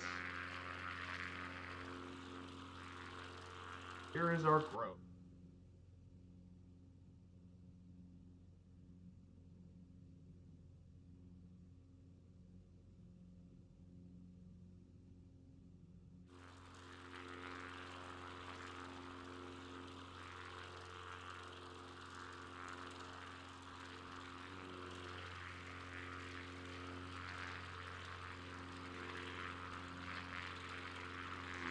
This is our Mariposa Grove. Very famous here at the park. Park's famous sequoia tree. And round, we're gonna go one.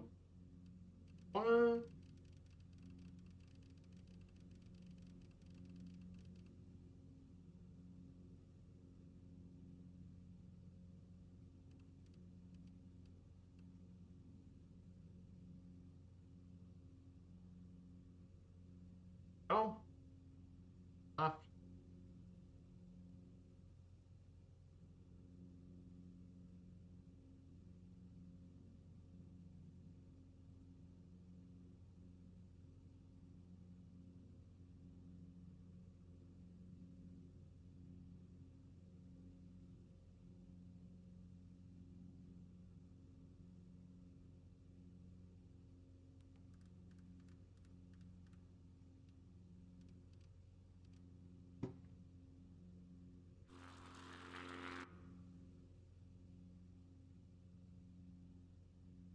course, we're going to climb up to 9,500 feet.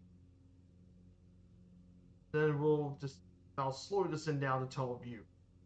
So I have forgot to put this into the thing, but tunnel view is the scenic view, one of the most famous viewpoints in Yosemite National. So tunnel view, the scenic viewpoint, is located on Route 41 in Yosemite, and since it opened back in 1933, tunnel view has offered visitors iconic expansive views in Yosemite Valley, making it one of the most renowned viewpoints of the park. The largest viewpoint area is located east of Winona Tunnel and enters due to the south, and you can see eastward into Yosemite Valley, including the southwest face of El Capitan, Half Dome on Axis, and Bright View Fall to the right. Get all the greatest hits Yosemite National, all in one view.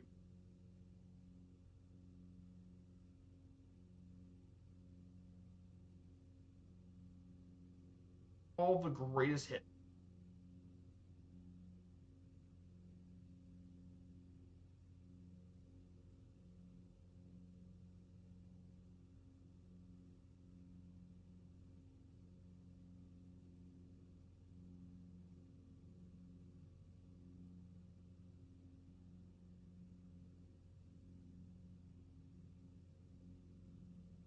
Get all of Yosemite's greatest hits, all in one view. Situation, the rights to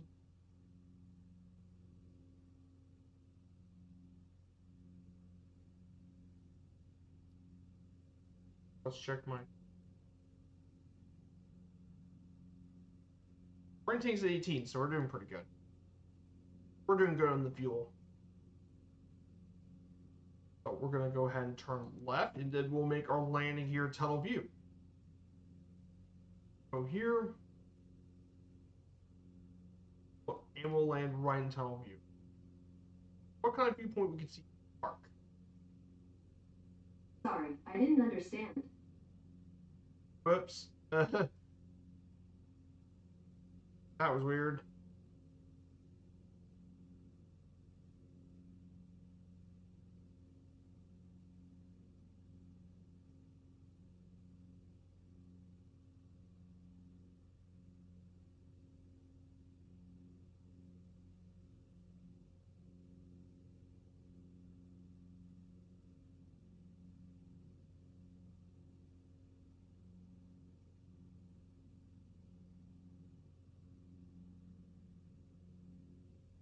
Here we go, guys. We're going to turn left here shortly.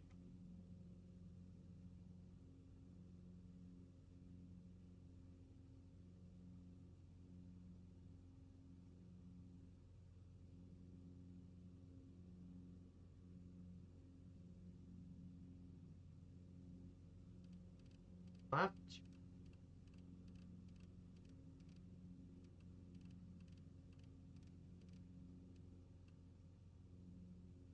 Go.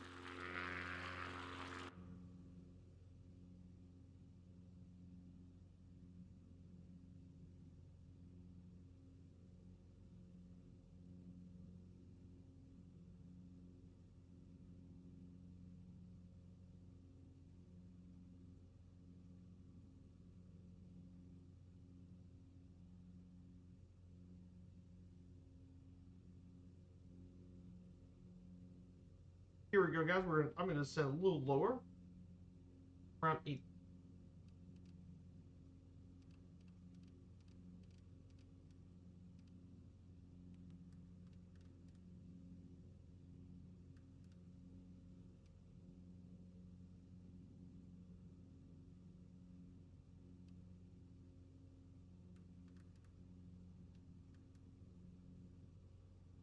Here we go.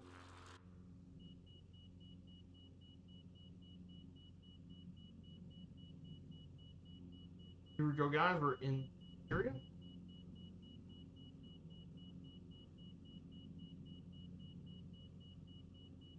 Now, of course, there are other viewpoints here in this national park.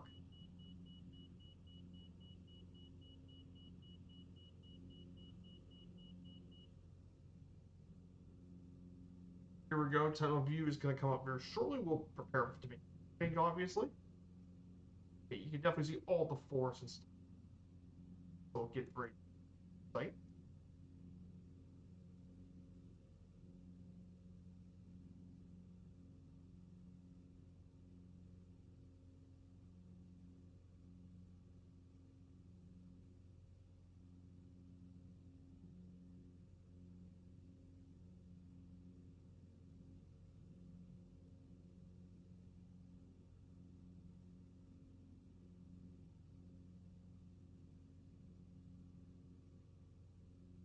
Go. Autopilot and manager. So we're going to go ahead and prepare for the landing, of course.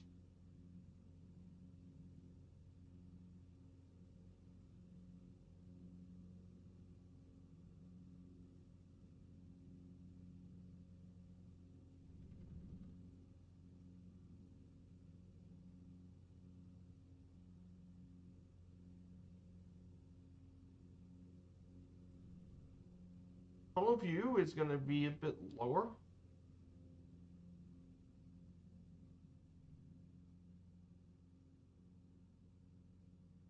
Essentially, so we're about to finally reach Yosemite Valley, where a lot of the activity at the park goes up in the valley.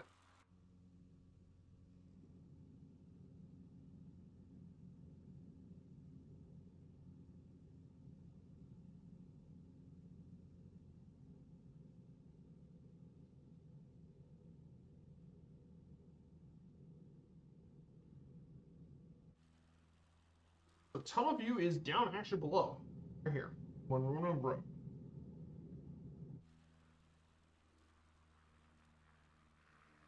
This is tunnel view.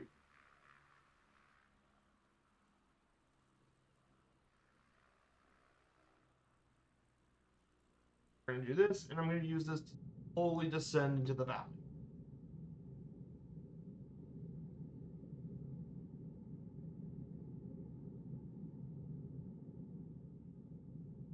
Slowly descend our way down. We're just 44 nautical miles from our final stop here at Mammoth Yosemite Hot Springs Airport. So we're just about the final part of this journey, but we'll be doing plenty of landings here.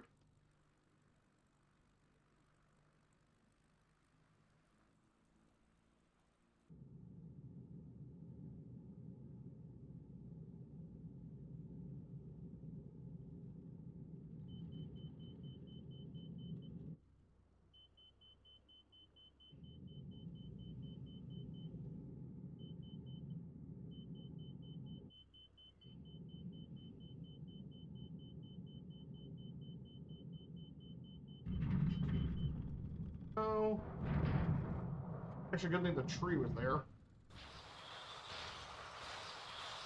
Well,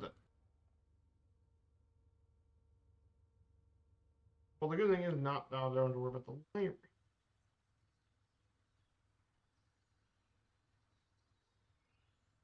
Right here.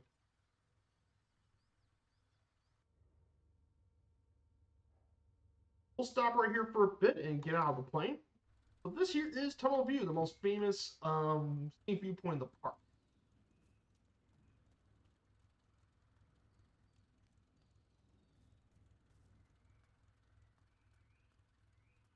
Well, why don't you look at this? So this is Tunnel View.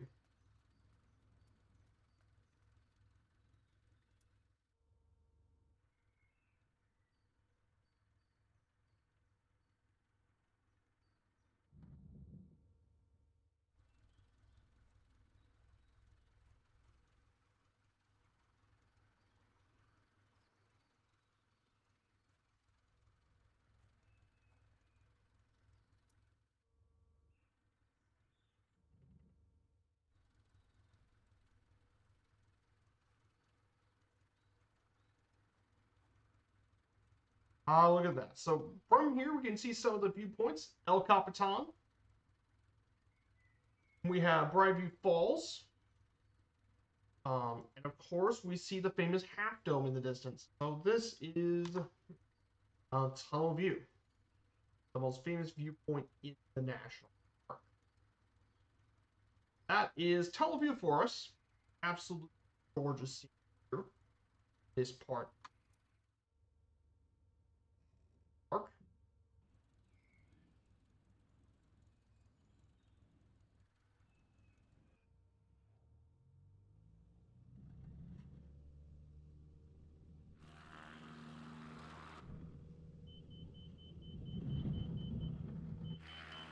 And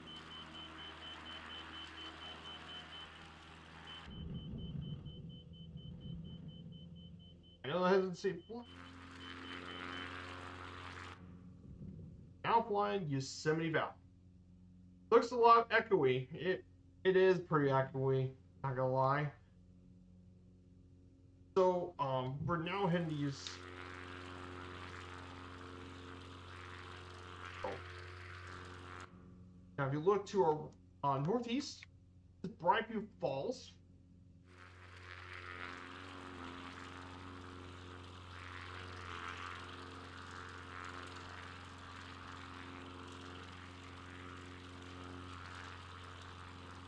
So this is Brightview Falls.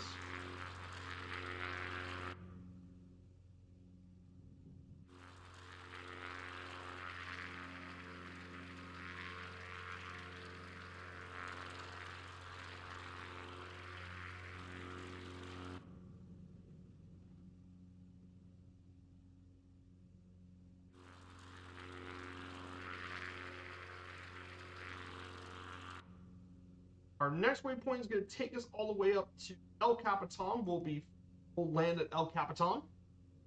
I'll talk a bit about the famous landmark here in National Park. El Capitan, one of the most popular.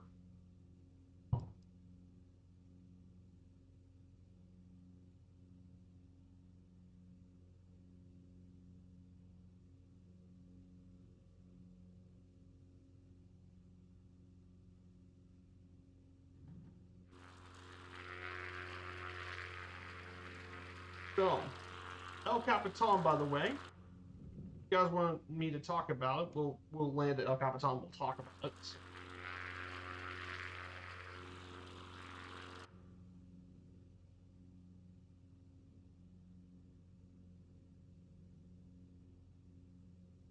Go up top.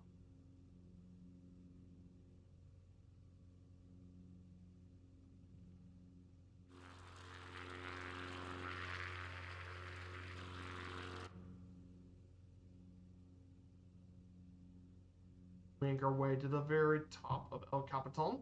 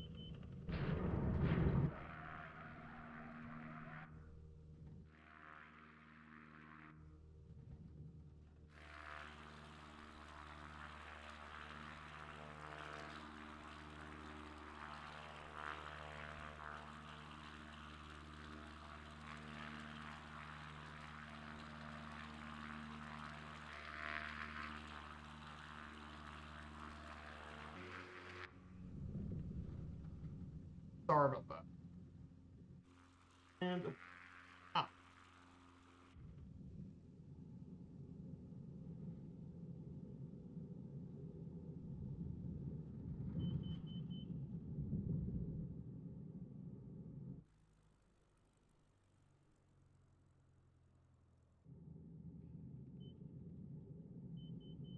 And here it is, El Capitan. Land right in the edge. Not the best landing, but no.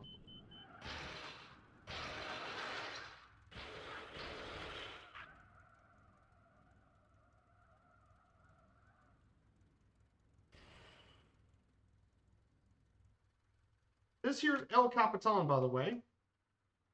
So El Capitan, by the way, where we're at right now as we speak, is the vertical rock formation here at the park on the north side of Yosemite Valley. El Capitan, it is about 3,000 feet from the base of the summit along the tallest face, and it's a world famous for big wall climbing, specifically those of aid climbing, and free solo climbing. The top can be reached by hiking out of Yosemite Valley on the trail next to Yosemite Falls and proceed west. For climbers, the challenge is to climb the sheer granite face, and there are many named climbing routes here for El Capitan. The elevation is about 7,573 feet above sea level. And the name actually translates from a loose Spanish translation of a local Native American for the cliff, Tuto Canula, meaning rock chief. The first person to actually climb up the face of this peak was, there are many rich climbing history, but the first person to actually do this was in 1958 Warren Harding, where Wayne Mary and George Whitmore climbed up the nose. For the first people to climb up the nose, which was seen to be impossible at the time. But of course, the first solo ascent of El Capitan was Royal Robbins. He climbed up the ascent in 10 days. And this is a very popular area for a lot of El Capitan. And there are about 30 fatalities recorded there since between 1905 and 2018. So, yes, very popular for those who like to do climbing.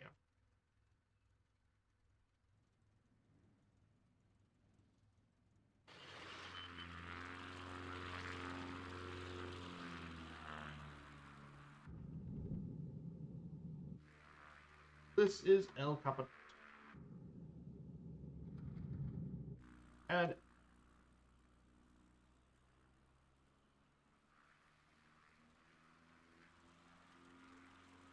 this El Capitan, the giant peak.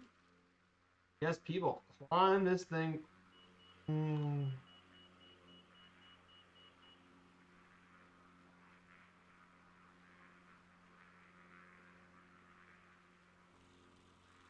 To our west, we should see Yosemite Falls. And our next part of the park is Yosemite Falls. Next part. This is the most Yosemite Valley, by the way. Where we're flying to now is Yosemite Valley. Now, this famous valley, of course, is about 7.5 miles long and 3,500 feet deep, surrounded by granite summits. So how was this thing formed in the first place? Well, this valley was formed geologically by granite rock, and apparently it was crafted by a lot of the glaciers formed this area. But of course, this is where the vast majority of people visited the park, and it has a buzzing hub of activity. Most entered through the road to the west and passed through the tunnel view entrance. Visit Yosemite Valley. Of course, we're going to visit one of the most famous landmarks in the park, Yosemite Falls. This is the highest waterfall in the park, by the way, dropping a total 2,400 feet from top to bottom. It's a very popular attraction, and especially in the late spring as water flows its peak. And there are 3 sections of the falls: the upper, middle, and lower falls. The upper falls is the drops 1,500 feet, and it forms by the swift waters of the Yosemite Creek. Then between the two is a series of 4 smaller plunges known as the Middle Cascades. Find the lower fall, which is about 320 foot, with an accessible viewing area. We'll be flying through to Yosemite Falls. This is where the fall is located. Park. Again, people like traveling out to the. And this is going to be tough with the forest, but I'm going to manage.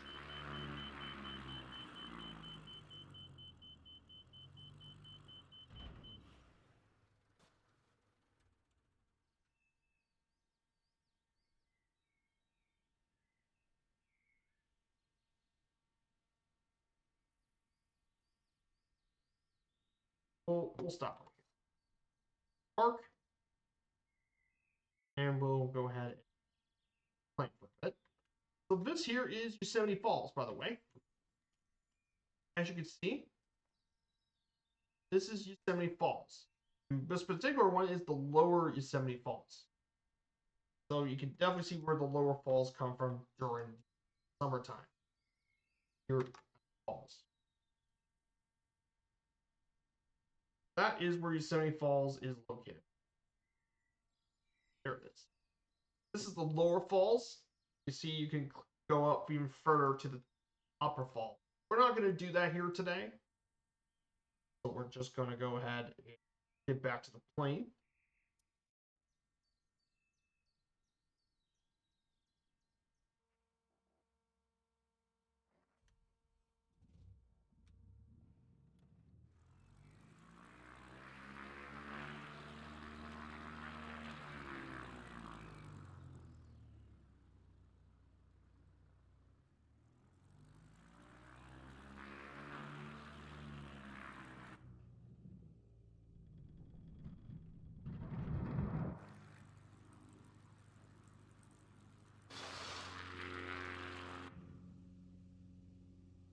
So now we're going to check out Half Dome next. Is going to be Sentinel Dome. We're going to go up to Glacier Point, another very well-known sightseeing park. And this is also where we're going to see Half Dome. We're going to do one last landing, of course, is Half Dome. See if we can land up there in the first place.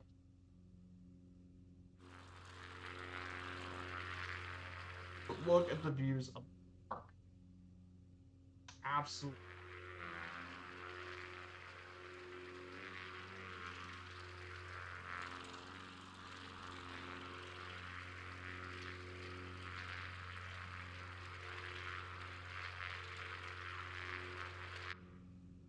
Oh.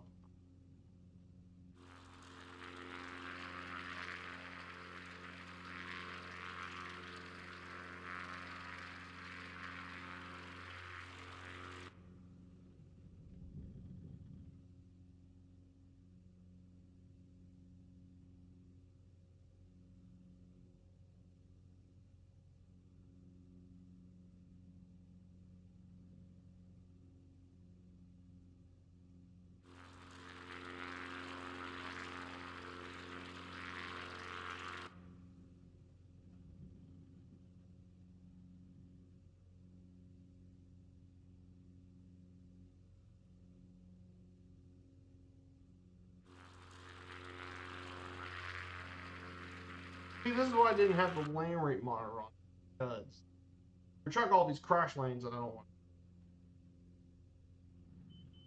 So we're going to continue up to Glacier Point, and we'll talk about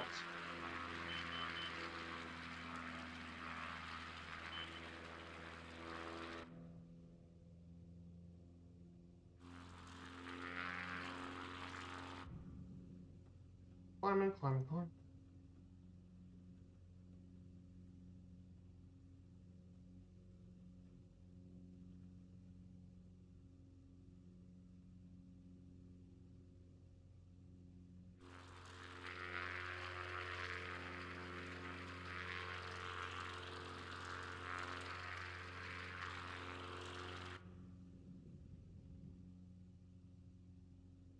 Here we go. This is Glacier Point. We'll land here. We'll talk about Half Dome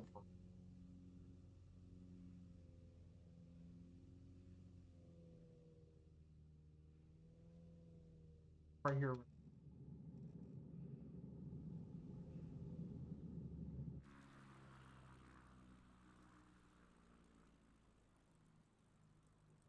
Right here.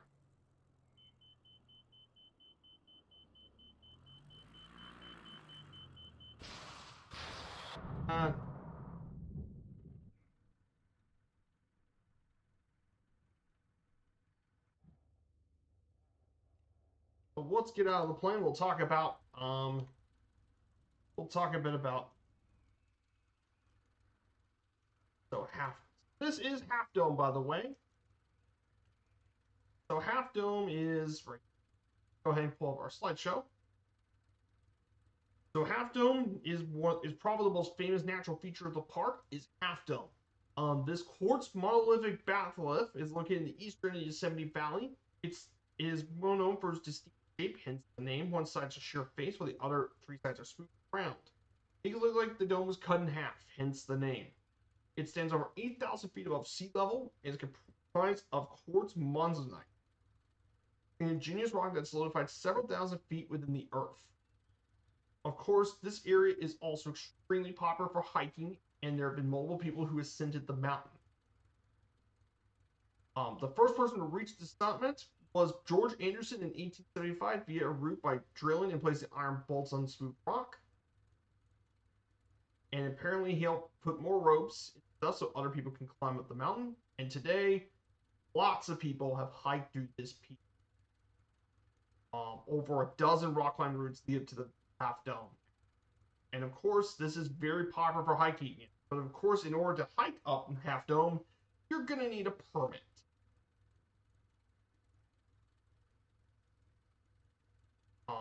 And it's very large and flat. Climbers can relax and enjoy their accomplishment. And it's very popular. Of course, there have been 10 confirmed deaths in the cable section since 1919. One which happened in 2024 when someone lost their footing and slid beyond their far's reach and tumbled to.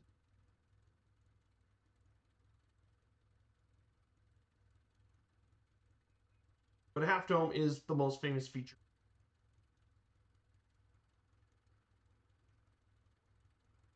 This is Half Dome, very, very famous natural feature.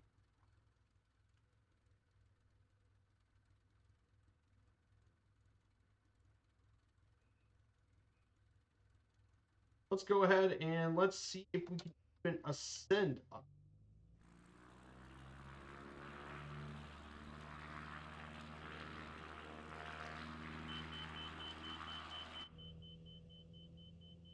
Okay, that's a pretty safe takeoff. Let's see if we can reach to the top, and because that is for many people the greatest accomplishment of hiking in this national park is going to the half. Now behind us is Sentinel Dome, one of the other these features, of course.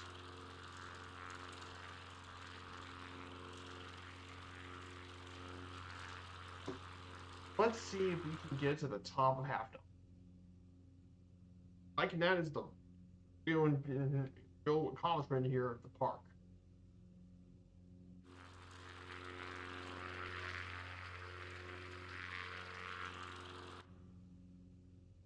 Many people hike on top of the trails.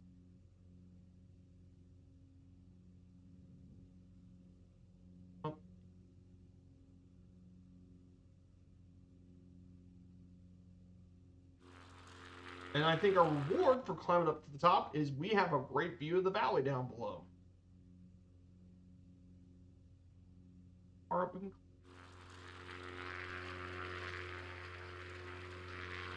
300 feet.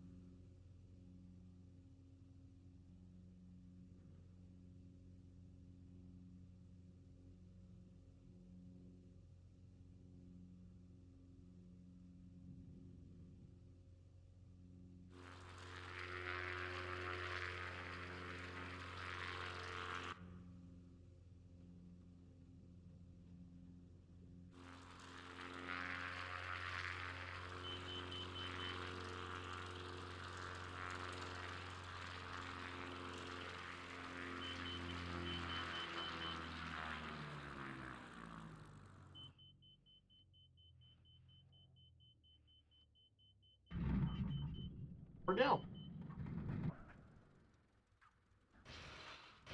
So this, guys,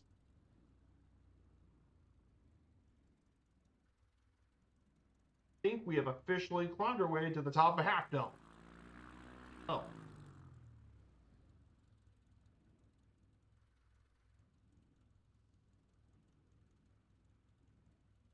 Let's stop here and we'll get out of the plane. Guys, we have reached the top of Half Dome, and look, and here is our reward for making the ascent.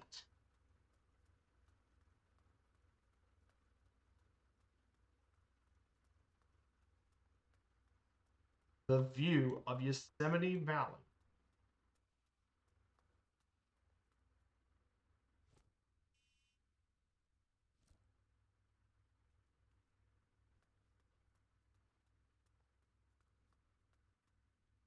Not gonna fall. Yeah.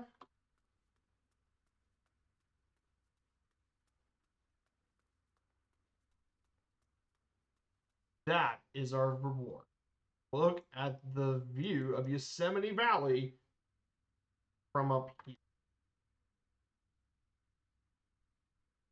That is absolutely breathtaking. Just absolutely incredible view. Absolutely amazing. So that base now to get back to our vehicle. Let's see, get off from Yosemite National Park.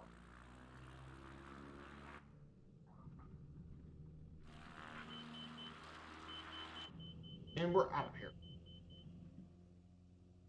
So we're ready to finally head back.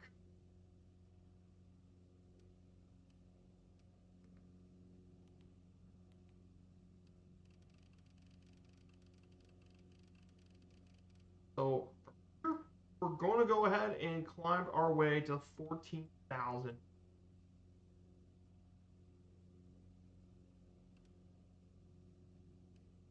And make the 1,000.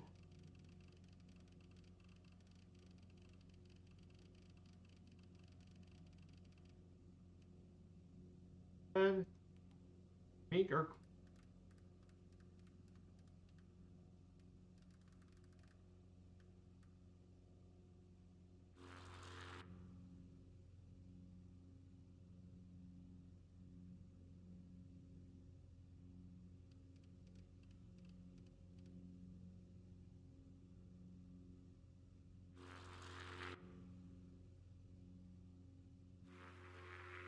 yeah, what an absolutely amazing. This has been the last of the National Park journey. We're about to finally reach the end of this journey. We're going to make our way across through the mountain ranges and make our way down the absolutely beautiful. So we're going to make our way through mountain. Lyle, by the way, is the tallest point in the park. Highest altitude thing in the park at around 13,000. We're going to be climbing. And once we do that and get over this, we can make our descent down to a much lower altitude.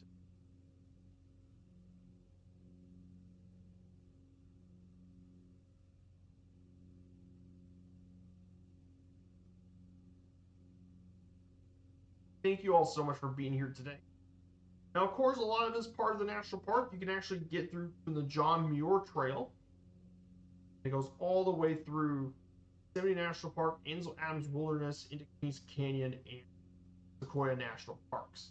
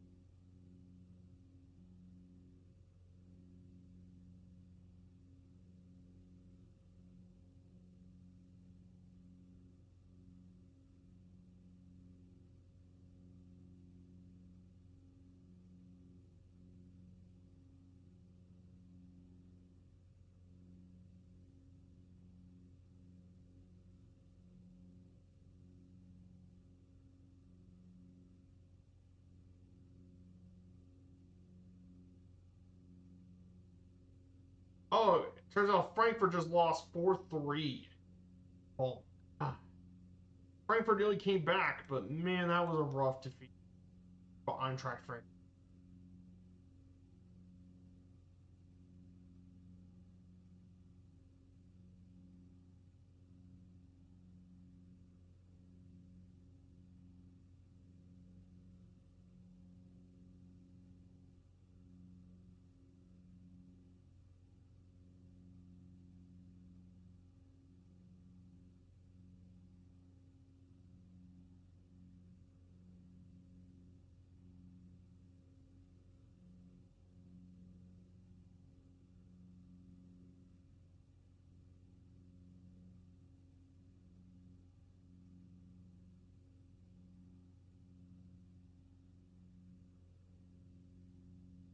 We're climbing up to 14,000. We're getting pretty close. We're getting closer.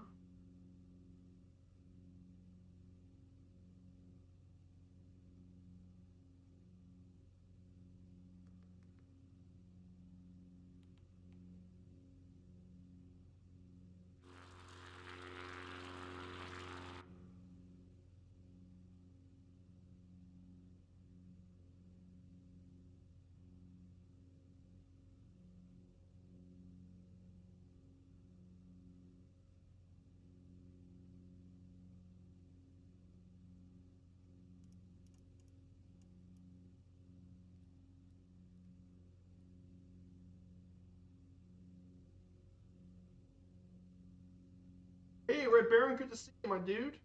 We're about to end the stream pretty quickly. We're just going, or we just got done finishing Half Dome. We're going to the tallest peak in Yosemite National Park, Mount Lyell.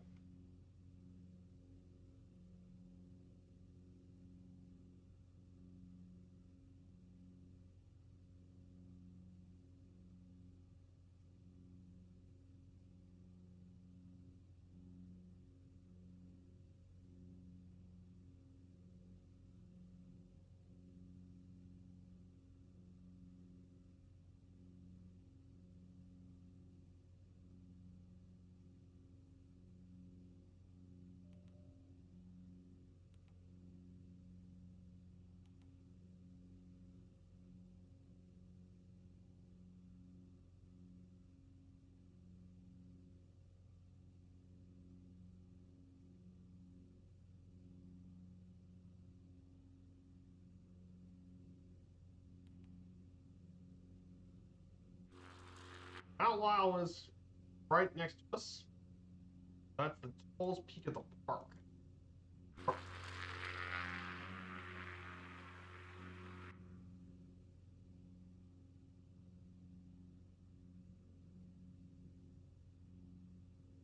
So we're about to make our way. We're going to turn.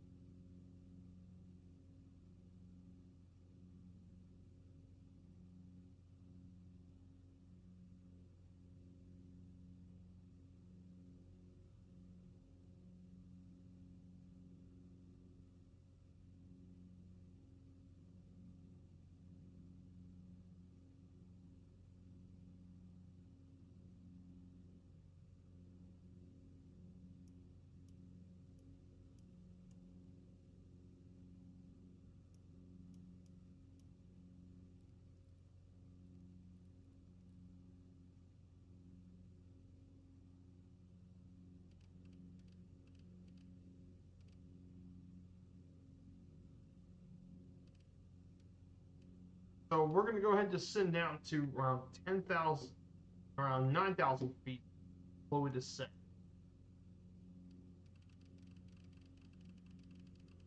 And 1,000.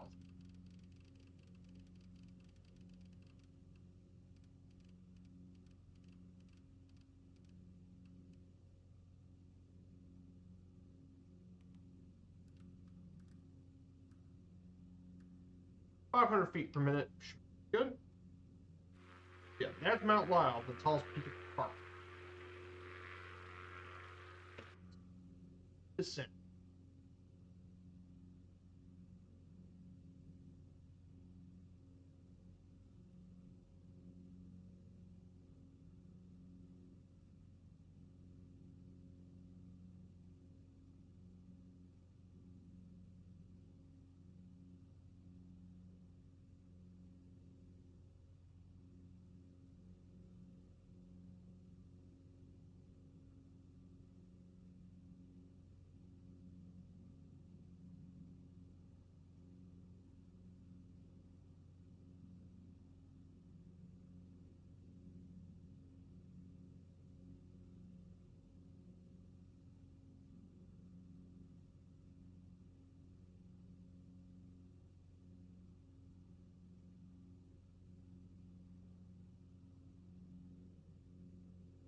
Descent is nice and slow.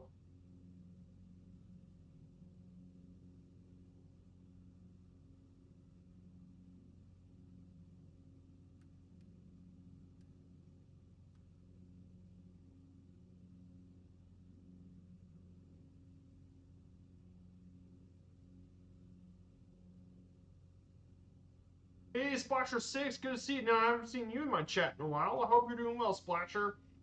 We're about to end the Yosemite National Park stream pretty quickly. We're about to head to our last stop. Mammoth Hot Springs, Mammoth Yosemite Airport is going to be our last stop.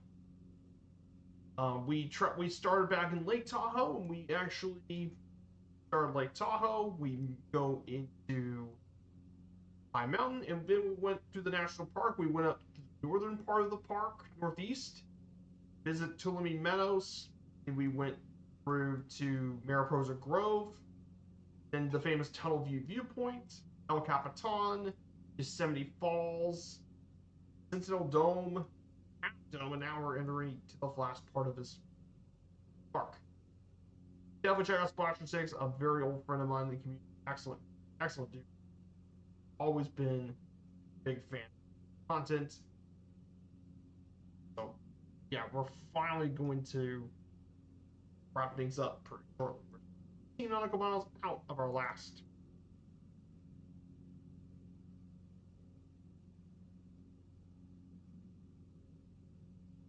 About to end things pretty soon.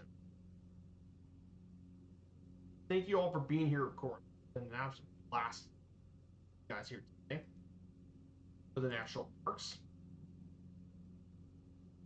I can't wait to show you guys Mount Rainier. Should be an absolute blast.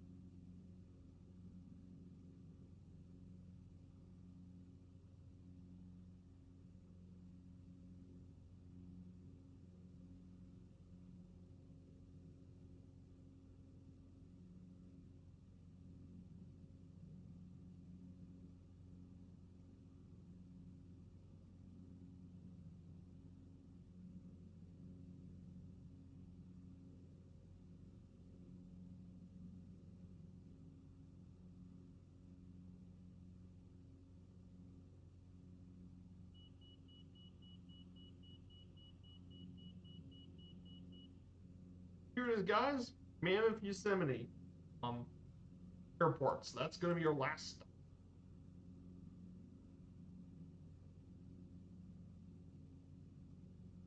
There is our airport. We'll make a landing, we'll make a pit stop, and we'll wrap things up here. We'll find someone to raid, of course. Available.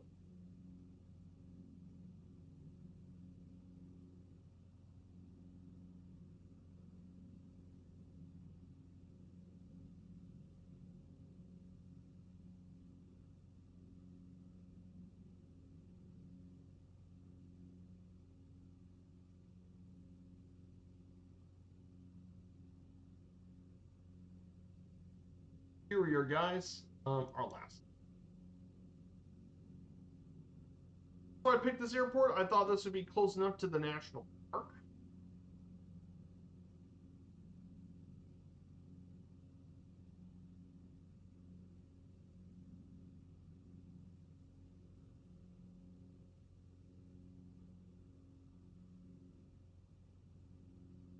Full journey here, so we'll go ahead and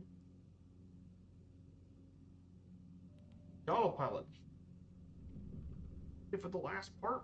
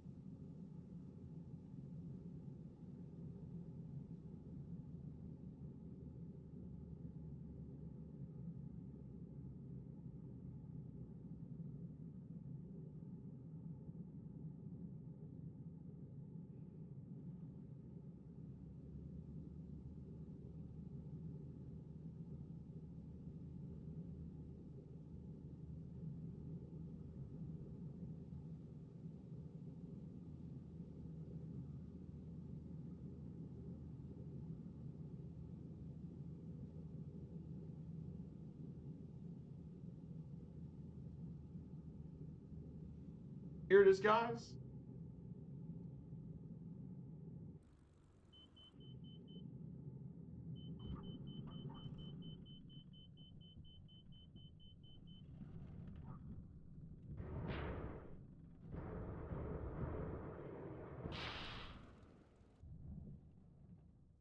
Oh.